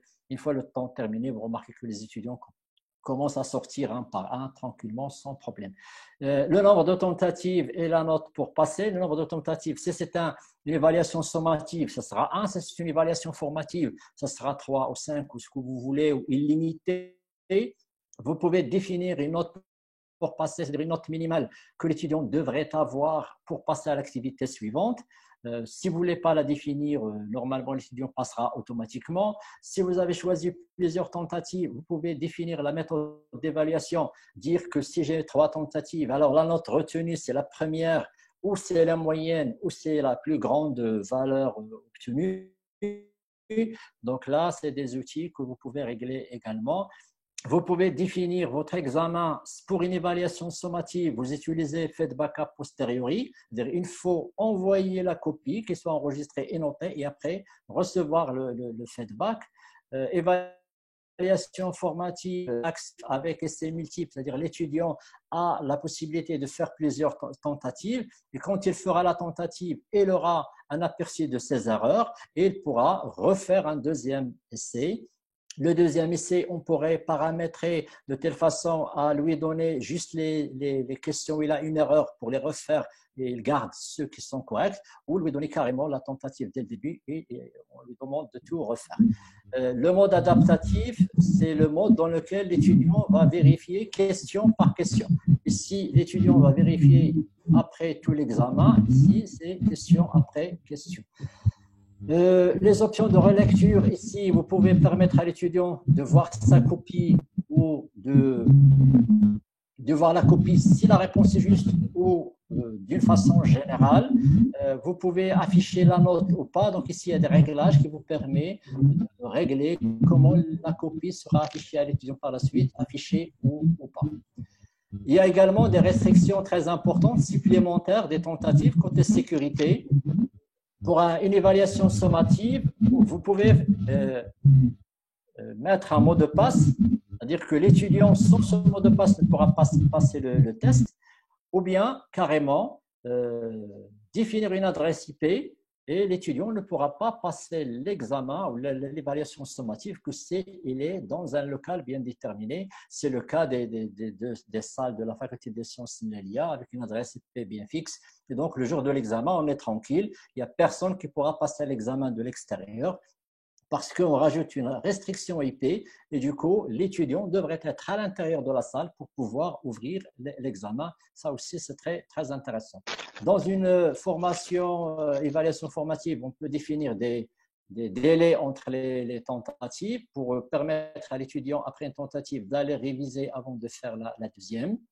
On peut également sécurité script et cette sécurité-là est très, très importante parce que il permet d'avoir un QCM en plein écran, un test en plein écran, et aussi il désactive les outils CTRL-C, CTRL-V. C'est-à-dire l'étudiant ne pourra pas copier et coller sur la plateforme, il ne pourra pas copier de la plateforme et aller chercher sur ailleurs. Les outils copier-coller sont désactivés et l'écran et l'examen sur plein écran. Alors, je vais juste rapidement vous montrer comment créer la banque de questions. Une fois que vous avez créé la banque de questions, comment composer une épreuve. Vous arrivez sur l'épreuve une fois programmée, le 14 juin, 19 juin, note la plus haute. Je clique sur modifier le test. Et là, j'arrive sur cette interface. Ici, je prise la note finale, c'est une note sur 20. Si j'ai un examen de type avec beaucoup d'étudiants, choisir une question aléatoire. Si j'ai une petite classe, je vais faire un ajout manuel. Je peux utiliser question de la banque.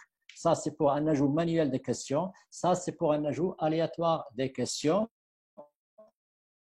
Et celle qui est en haut, qui est maintenant la question est utilisée sur l'examen sans qu'il figure sur la banque de questions. Donc, généralement, vu le nombre d'étudiants qu'on a, on passe par des questions aléatoires. Et là, vous devez ouvrir la liste ici pour choisir la catégorie. Et une fois que vous avez choisi la catégorie, vous devez définir combien de questions rajouter. 1, 2 ou 3 ou 4, ça dépend de ce que vous voulez faire. La seule limite que vous avez, le nombre qui est là, devrait être inférieur au nombre de questions dans la catégorie. Si vous avez une catégorie avec 3-4 questions, ce qui n'est pas normal, vous devez avoir minimum 10 questions, 20 par catégorie. Donc, si vous avez 3 questions, ici vous avez demandé 4, ça ne va pas marcher. Il faut que le nombre qui est là soit inférieur au nombre de la catégorie. Et donc là, vous ajoutez les questions une à une et du coup, vous allez composer un examen comme celui-là. Donc, ça, c'est un examen que j'ai pris sur la plateforme. C'est un quiz de S2 SMPC. Et donc là, vous avez remarqué que ici, Lojdami, il a géré les questions, 2 questions par page. Vous pouvez mettre une question par page, 3 par page, c'est à vous de gérer. Vous pouvez faire glisser pour réorganiser le nombre de questions par page. Vous pouvez définir ici le barème de chaque type de question. Voilà, donc cette question est sur 2 points, 1 point, etc. Et bien sûr, vous définissez la note finale. Donc, si vous faites la somme des notes qui sont là, vous arriverez à 31. La plateforme, quand elle va corriger la copie de l'étudiant, elle lui donnera une note sur 31. Et pour vous, elle va vous afficher l'équivalent sur 20. Le calcul est fait automatiquement. La normalisation se fait sur le champ. Bien, alors une fois les étudiants ont passé l'examen, c'est le même QCM, quand l'enseignant revient sur son espace, là vous avez les tentatives, c'est-à-dire il y avait 1183 tentatives faites par les étudiants, donc avec une durée de 35 minutes pour le test, 5 tentatives, ça c'est la date butoir et le mode d'évaluation, note la plus haute. Donc là c'est très important le mode d'évaluation. Quand vous cliquez sur tentative, donc là, vous arrivez sur l'interface où vous pouvez voir les copies des étudiants. Donc ici, vous pouvez afficher les questions, les étudiants en train de passer, en retard, qui ont passé après le délai, terminé ou qui n'ont jamais fait le test. Donc, vous pouvez cliquer ici pour afficher les en bas.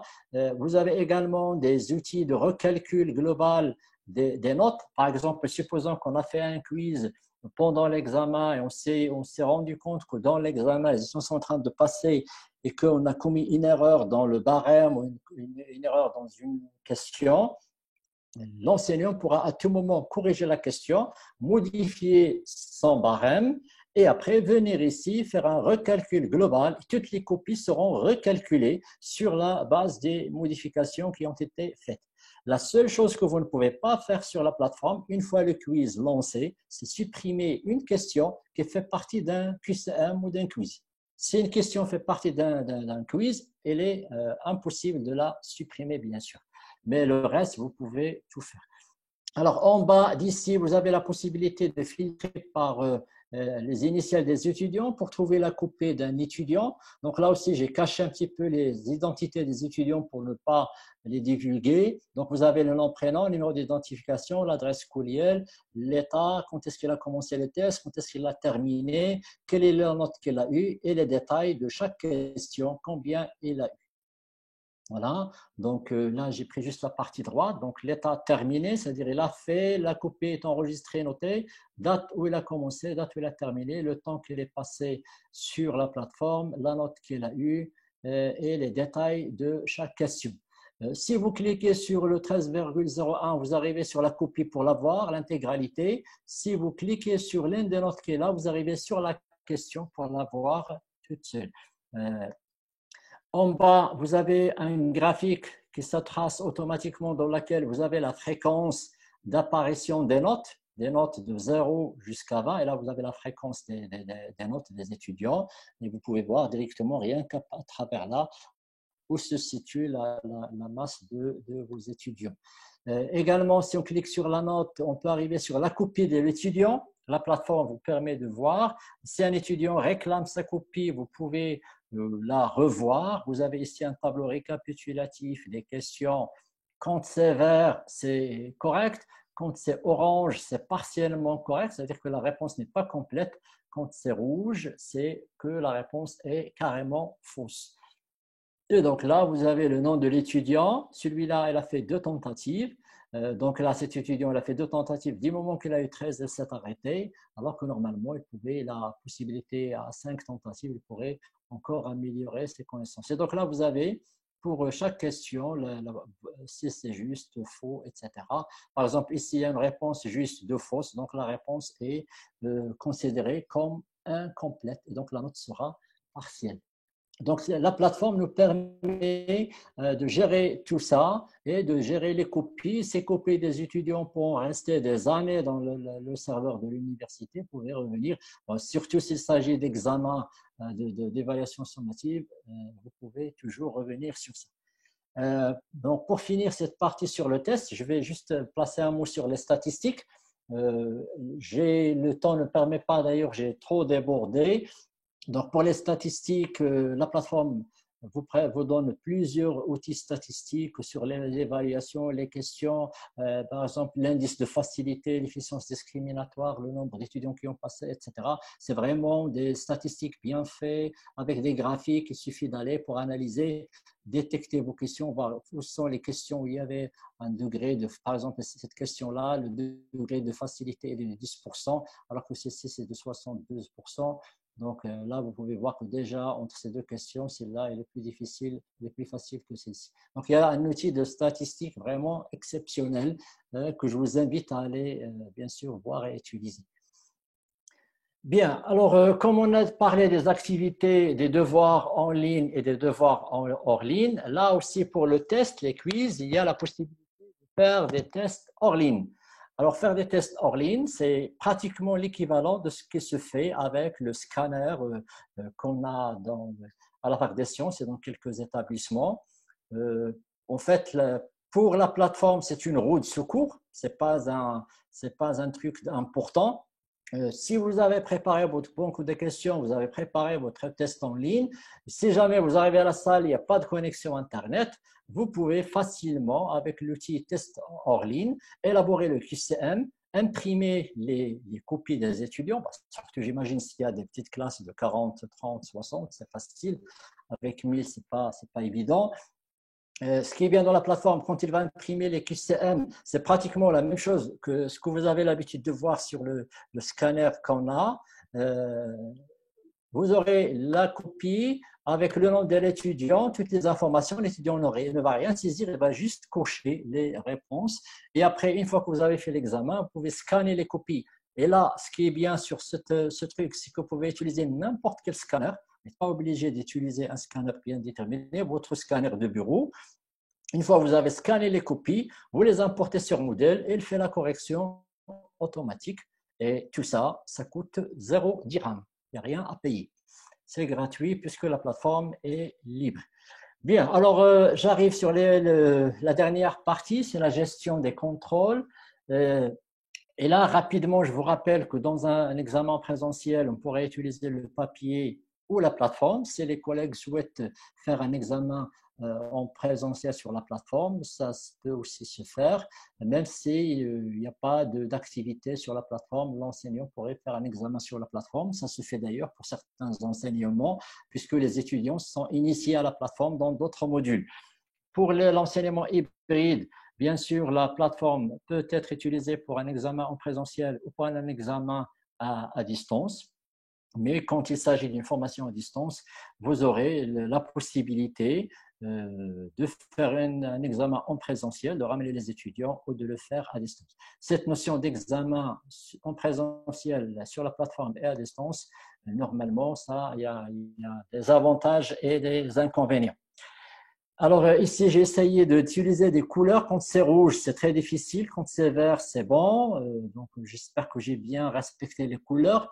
Alors, un examen sur papier, donc je ne vais rien vous rappeler. Si vous avez 2000 étudiants, vous allez préparer votre examen. Vous devez aller faire des photocopies, répartir tout ça dans des chemises, prendre tout ça, aller verrouiller quelque part, attendre le jour, distribuer et tout ça. C'est une gestion vraiment, même si c'est une seule épreuve, c'est une gestion énorme aussi, avec beaucoup de responsabilités.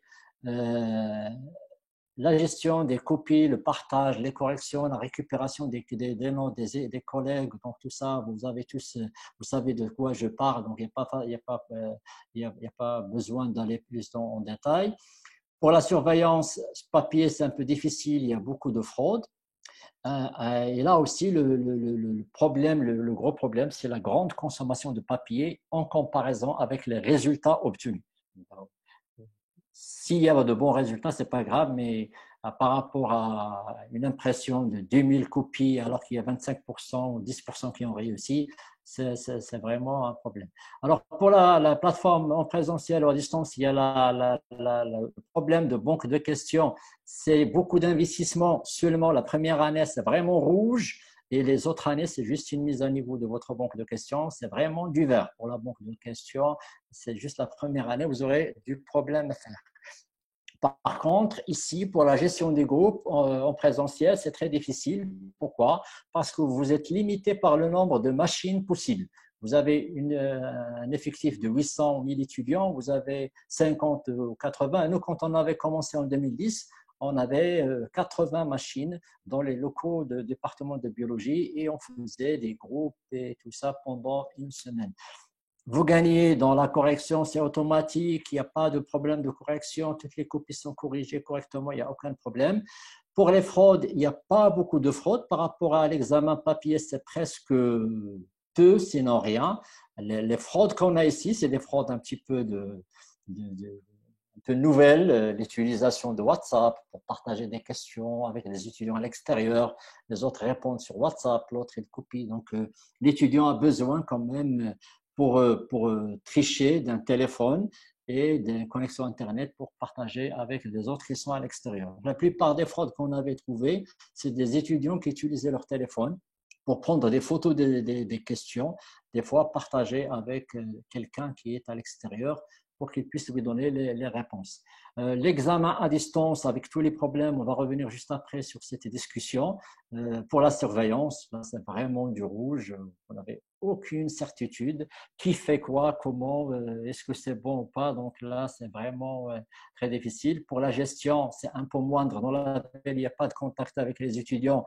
C'est un petit découpage que vous allez mettre, un planning et c'est tout. Là, il y a beaucoup de contact avec les étudiants, il y a beaucoup de tensions. Mais grosso modo, donc là, vous avez un petit peu une petite comparaison entre les différents types d'évaluation.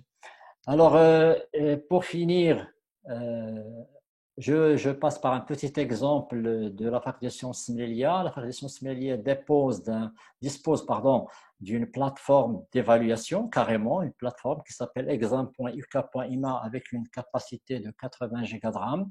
Et donc, il est installé depuis 2014. Et les 80 Go de RAM, normalement, théoriquement, pourraient arriver jusqu'à 700-800 étudiants par groupe. Nous, on dispose de 2 salles qui sont juste là à droite et avec une capacité de 450 étudiants par passage. Et donc, il y a beaucoup de modules qui ont déjà commencé à utiliser la plateforme de ces dernières années, que ce soit pour le contrôle continu, le contrôle final ou les examens de TP. Et si on analyse les différents types d'examens, il y a toujours soit du devoir, soit du test, soit une combinaison des deux. Mais quand même, c'est un outil qui devient indispensable maintenant pour beaucoup de collègues à la faculté des sciences. Alors, pour finir cet exposé, une petite réflexion parce qu'on ne peut pas faire une présentation des outils d'évaluation sur la plateforme sans parler de l'évaluation à distance. Ce problème d'évaluation à distance, c'est un chantier qui est encore ouvert où il y a beaucoup de recherches actuellement. Le seul problème qu'on a, c'est quel que soit le modèle que vous pouvez imaginer, il y aura toujours des inconvénients, et surtout par rapport aux pays du tiers-monde. Il y a toujours des problèmes de connexion Internet, il y a beaucoup d'étudiants sans matériel informatique, il y a aussi cette culture de fraude qu'on a dans notre société. Et donc tout ça, ça fait que l'évaluation à distance, c'est pas pour tout de suite, c'est pas pour demain, peut-être dans un avenir futur. Et la question ici qu'on peut se poser, peut-être c'est Mustafa pourrait nous répondre, quel tableau de spécification pour une évaluation à distance? Du moment que les documents sont autorisés, donc logiquement, il faut y avoir peu de questions du niveau connaître, voire aucune. Et du coup, les niveaux qui vont être utilisés, c'est appliquer raisonner. Et ça, on l'a testé. Donc, c'est Rojdami, s'il est avec nous pour témoigner, je l'ai utilisé aussi. Il y a pas mal de collègues qui ont utilisé les résultats. Si vous enlevez le côté connaître, si vous le minimisez, les résultats, même à distance, avec tous les documents qu'ils ont, ils sont vraiment catastrophiques. Voilà, donc je termine par un petit rappel. La plateforme Moodle, c'est une plateforme qui vous offre beaucoup d'outils d'évaluation. Elle est flexible, elle est adaptée à tous les types d'évaluation. Les activités qui se dégagent, c'est le devoir et le test parce qu'ils sont adaptés à la plupart des matières, parce qu'ils peuvent garder l'historique et la gestion des copies numériques, export des notes, import des questions, etc. Ils peuvent être utilisés pour l'évaluation des contrôles continus, contrôle final et contrôle de TP.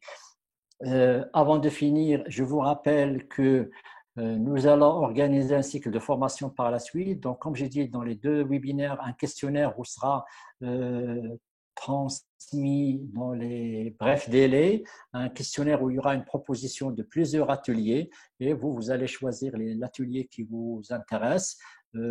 Si les ateliers peuvent être menés en parallèle, c'est-à-dire qu'il n'y a pas de prérequis entre les ateliers peuvent être menés, mais sinon, on va essayer de respecter l'ordre des choses pour qu'il y ait une progression d'apprentissage pour tout le monde.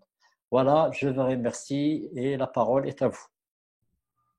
Merci, cher collègue Abdelali Rojdi, pour cette présentation très intéressante, aussi bien sur le plan scientifique que procédural.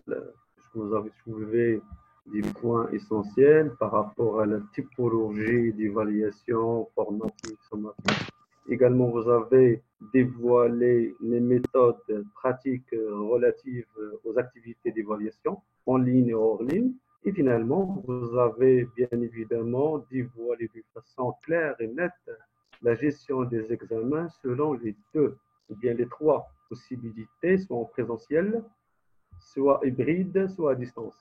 Je disais qu'en parallèle avec la clarté de cette conférence sur le plan technique, je considère personnellement que vous avez présenté cette conférence avec une élégance également pédagogique, puisque vous avez utilisé des bonnes pratiques, notamment aux démonstrations, tout ce qui est partage des savoirs, tout ce qui est knowledge management, tout ce qui est retour d'expérience. Je tiens franchement à vous féliciter pour la qualité de cette conférence, chers collègues.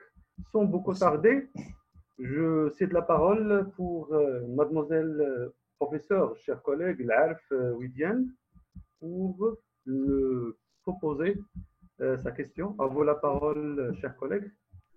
Merci. Bonjour tout le monde. Merci tout d'abord pour Monsieur Rochdi pour cette présentation très intéressante et très riche. Donc, ma question, elle portera sur le devoir. Donc, par rapport au devoir, j'avais un petit souci, surtout par rapport à l'examen des devoirs remis. C'est-à-dire, par exemple, quand on propose un devoir aux étudiants, certes, on a le nombre de devoirs remis, comme vous l'avez expliqué tout à l'heure, mais pour les examiner, surtout quand on clique sur consulter les travaux, on a la mention, par exemple, 15 devoirs remis. Mais pour les consulter, il faut éventuellement faire défiler toute la liste des étudiants. Si je ne me trompe pas, bien sûr. Le problème qui se pose, par exemple, si on a 200 étudiants, et sur 200 étudiants, on a juste 20 ou 30 étudiants qui ont remis leurs travaux. Donc, pour pouvoir les consulter, on a des pages où il y a la liste des étudiants. Donc, des fois, on se retrouve avec 3-4 pages où il n'y a aucun travail remis et on est obligé de faire passer toutes les pages pour pouvoir trouver l'étudiant ou le devoir remis. Est-ce qu'il y a possibilité de regrouper juste la liste ou le groupe des étudiants qui ont proposé ou qui ont remis leurs travaux, ou bien c'est la seule façon pour consulter ces travaux? C'était ma première partie de la question. La deuxième partie, c'est par rapport à la taille des devoirs, c'est-à-dire la taille des fichiers que les étudiants peuvent éventuellement poster ou remettre. Surtout quand il s'agit d'un devoir qui n'est pas en version papier. Quand on a, par exemple, quand on demande un travail et il y a un enregistrement audio ou vidéo, et les étudiants ne peuvent pas remettre leur capsule. Pourquoi? Parce qu'il y a problème de taille et malheureusement, on revient vers soit le mail, soit d'autres plateformes ou un mur virtuel personnel. Donc, on sort automatiquement de la plateforme pour pouvoir remettre le travail. Et merci beaucoup. Merci, chers collègues, pour ces deux questions vraiment très pertinentes. En fait, dans ma présentation, je n'ai pas parlé de ce premier point du filtrage des épreuves. Sachez que ça existe. Donc là, dans les interfaces que j'ai montrées tout à l'heure, les interfaces pour les devoirs, il y a la possibilité. Je vais aller juste. Alors, ici, quand vous avez cette interface-là, donc en fait, j'ai montré juste un étudiant. Vous arrivez à voir mon écran? Allô? Oui. Oui. d'accord. Donc là, sur cette interface, en fait, juste en bas, vous avez des outils de filtrage dans lesquels vous pouvez filtrer uniquement les travaux remis. Donc, il y a une case, vous cochez uniquement les travaux remis, vous aurez uniquement les étudiants qui ont remis quelque chose. Les autres seront masqués. Il y a aussi une case à cocher dans laquelle vous avez la possibilité d'avoir uniquement les travaux nécessitant évaluation. Et dans ce cas, les copies que vous avez déjà corrigées auparavant vont aussi disparaître. Du coup, donc, vous n'aurez pas D'accord. ce problème-là. Donc, c'est juste dans ma capture d'écran, je n'avais pas assez de place pour montrer en bas ces outils-là, mais juste en bas de cette interface, vous avez ces outils de D'accord. filtrage. Comme j'ai dit, travail remis ou travail nécessitant évaluation, vous pouvez filtrer sans problème. Et également, s'il y a des groupes, vous pouvez filtrer par groupe. Oui, Si on oui. avait imaginé des groupes par étudiants, enseignants, on peut filtrer par ces groupes-là. Pour votre deuxième question, la rédifier, sur la plateforme, théoriquement, on peut arriver à d'espace, voire plus. Le seul problème, comme j'ai expliqué dans les deux webinaires qui sont passés, c'est un problème de capacité du serveur.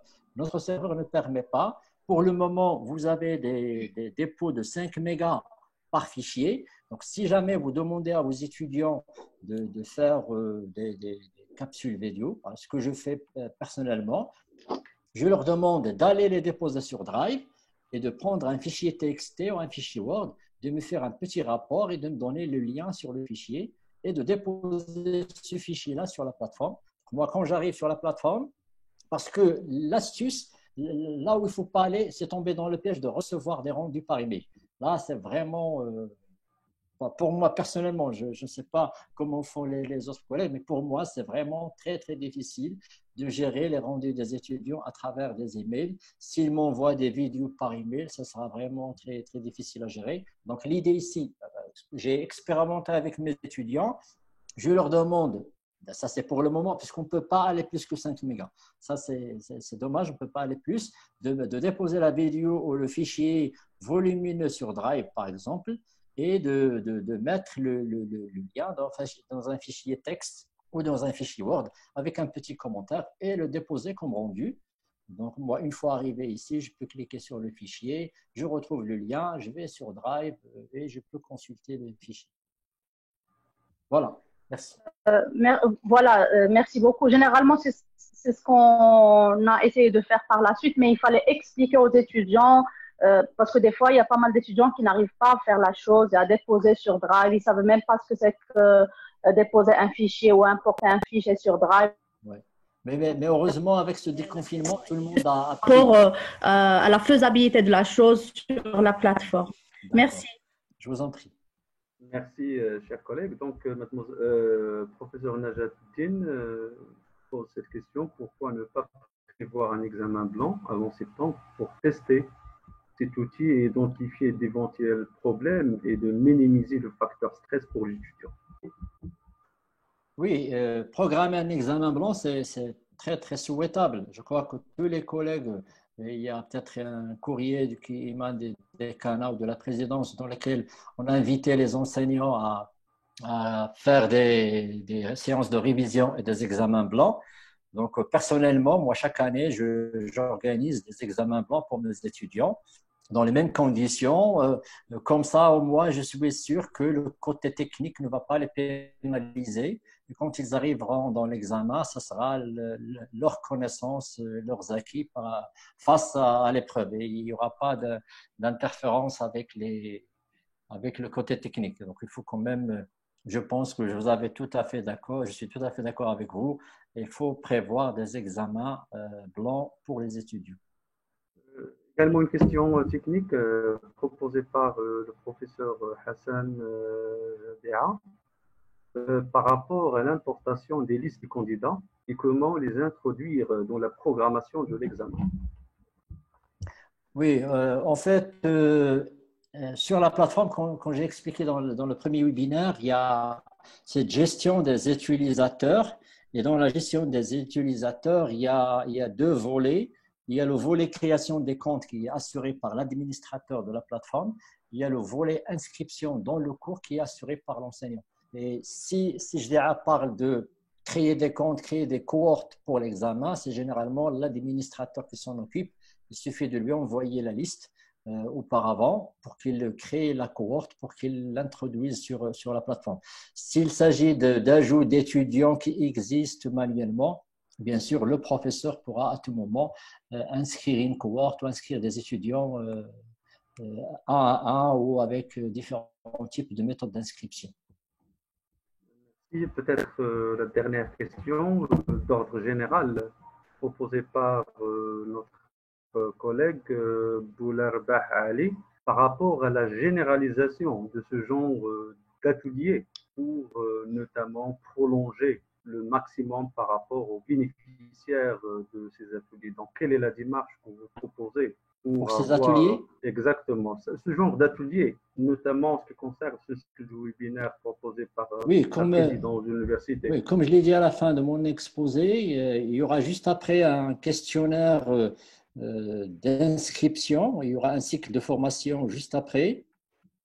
Donc, on va envoyer à tous les collègues de l'université un lien avec un questionnaire et normalement avec les différents types d'ateliers qui vont être animés, les descriptifs de chaque atelier et les collègues vont s'inscrire là où ils souhaitent et après on va établir un planning de formation et bien sûr tous les collègues peuvent assister, sont les bienvenus dans tous les ateliers. Merci, chers collègues. Donc, je cède la parole rapidement pour le professeur Krouch pour proposer peut-être une question dans le même contexte. À vous la parole, professeur Krouch. Merci. Bonjour tout le monde. Bonjour, c'est Ali. Bonjour, Khalid.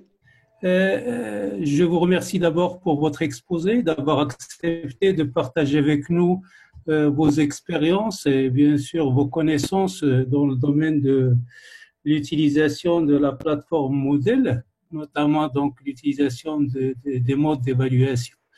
Ma question, c'est juste une précision concernant lorsqu'on veut utiliser une évaluation sommative. Est-ce qu'on peut utiliser, par exemple, dans le même test, on peut utiliser, par exemple, des questions à choix multiples et, par exemple, je ne sais pas moi, un autre type de questions.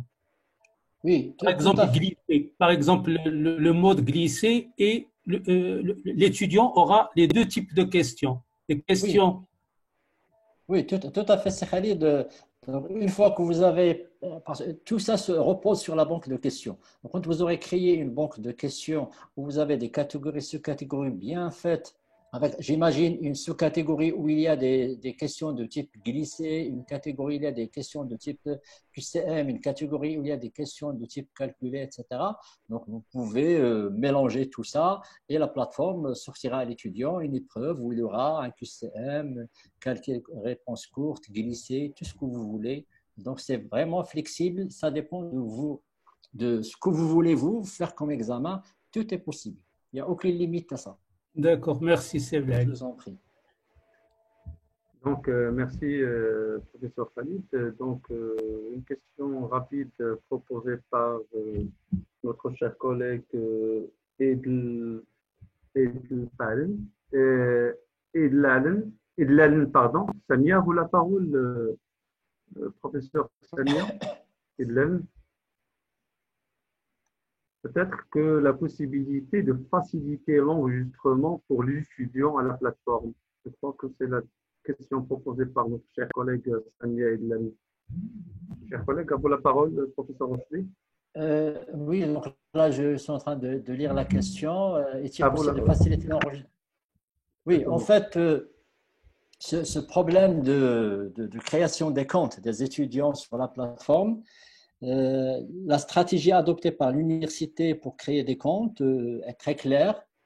Il faut avoir le code national de l'étudiant comme nom d'utilisateur et comme mot de passe dans un premier temps. Après, l'étudiant pourra changer son mot de passe. Donc, sans cette information qui est le nom, prénom de l'étudiant avec son code national, on ne pourra pas inscrire un étudiant.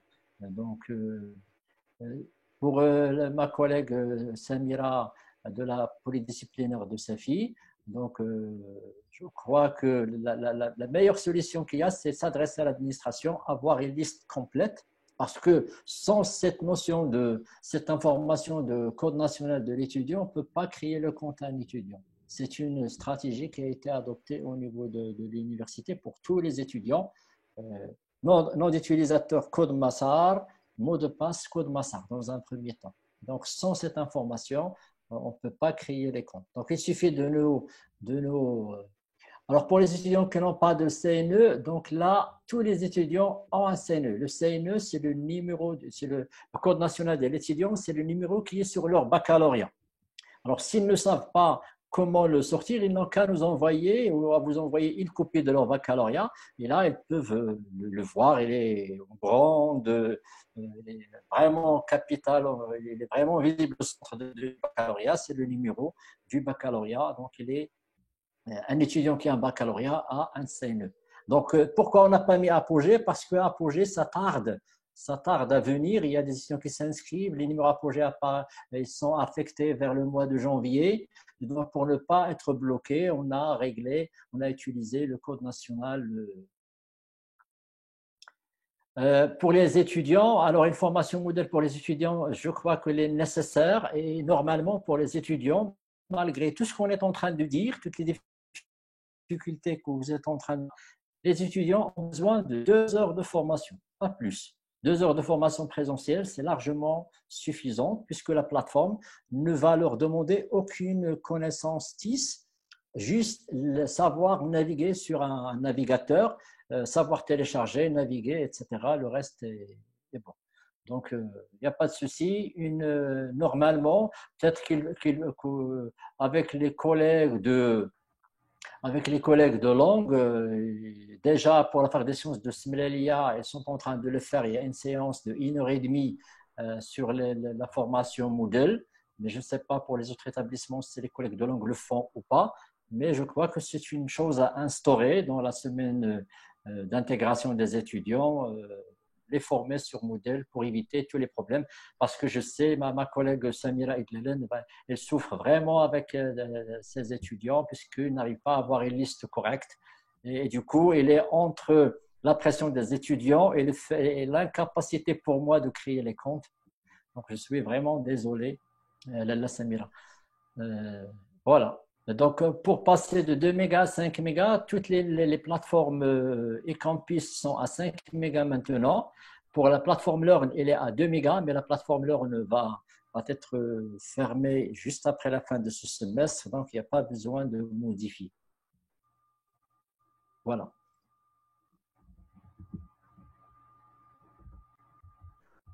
Également, par rapport à la question proposée par professeur Salim Rami, par rapport aux moyens d'avoir des comptes. Alors, pour avoir des comptes enseignants, un compte enseignant, donc ça dépend de votre établissement, chers collègues. Chaque établissement a un administrateur qui gère la plateforme. Et donc, vous pouvez lui écrire pour avoir le compte. Sinon, il suffit de m'écrire à Serge Dami. Il est toujours partant. Donc, les adresses mail, elles sont là. Je vais les afficher comme ça, vous pouvez les voir. Exactement. Voilà, donc vous pouvez nous écrire, préciser votre établissement et on vous crée un compte enseignant sans problème. Également, oui. Boularbah, exactement. Vas-y, vas-y.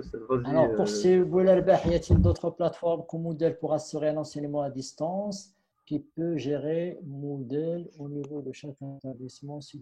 Oui, bien sûr, il y a plusieurs plateformes autres que Moodle pour l'enseignement à distance. Nous, on a choisi Moodle. Pourquoi? Parce qu'il offre cette grande variété d'activités.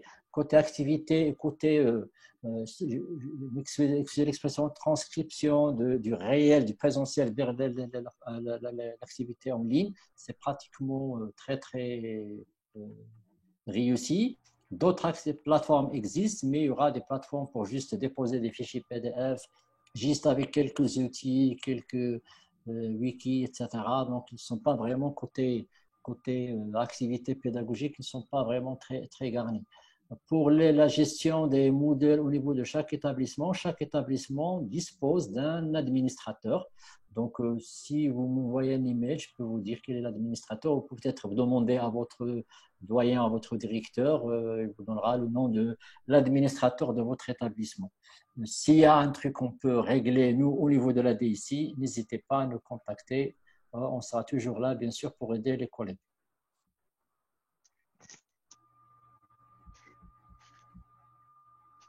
Voilà, donc j'aimerais bien, s'il y a d'autres questions, interagir verbalement avec des collègues. Sinon, on se contente de… Exactement, de clôturer cette conférence. Je tiens à remercier très chaleureusement notre cher professeur Abdelali Rojdi pour cette conférence. Donc, la prochaine conférence aura lieu…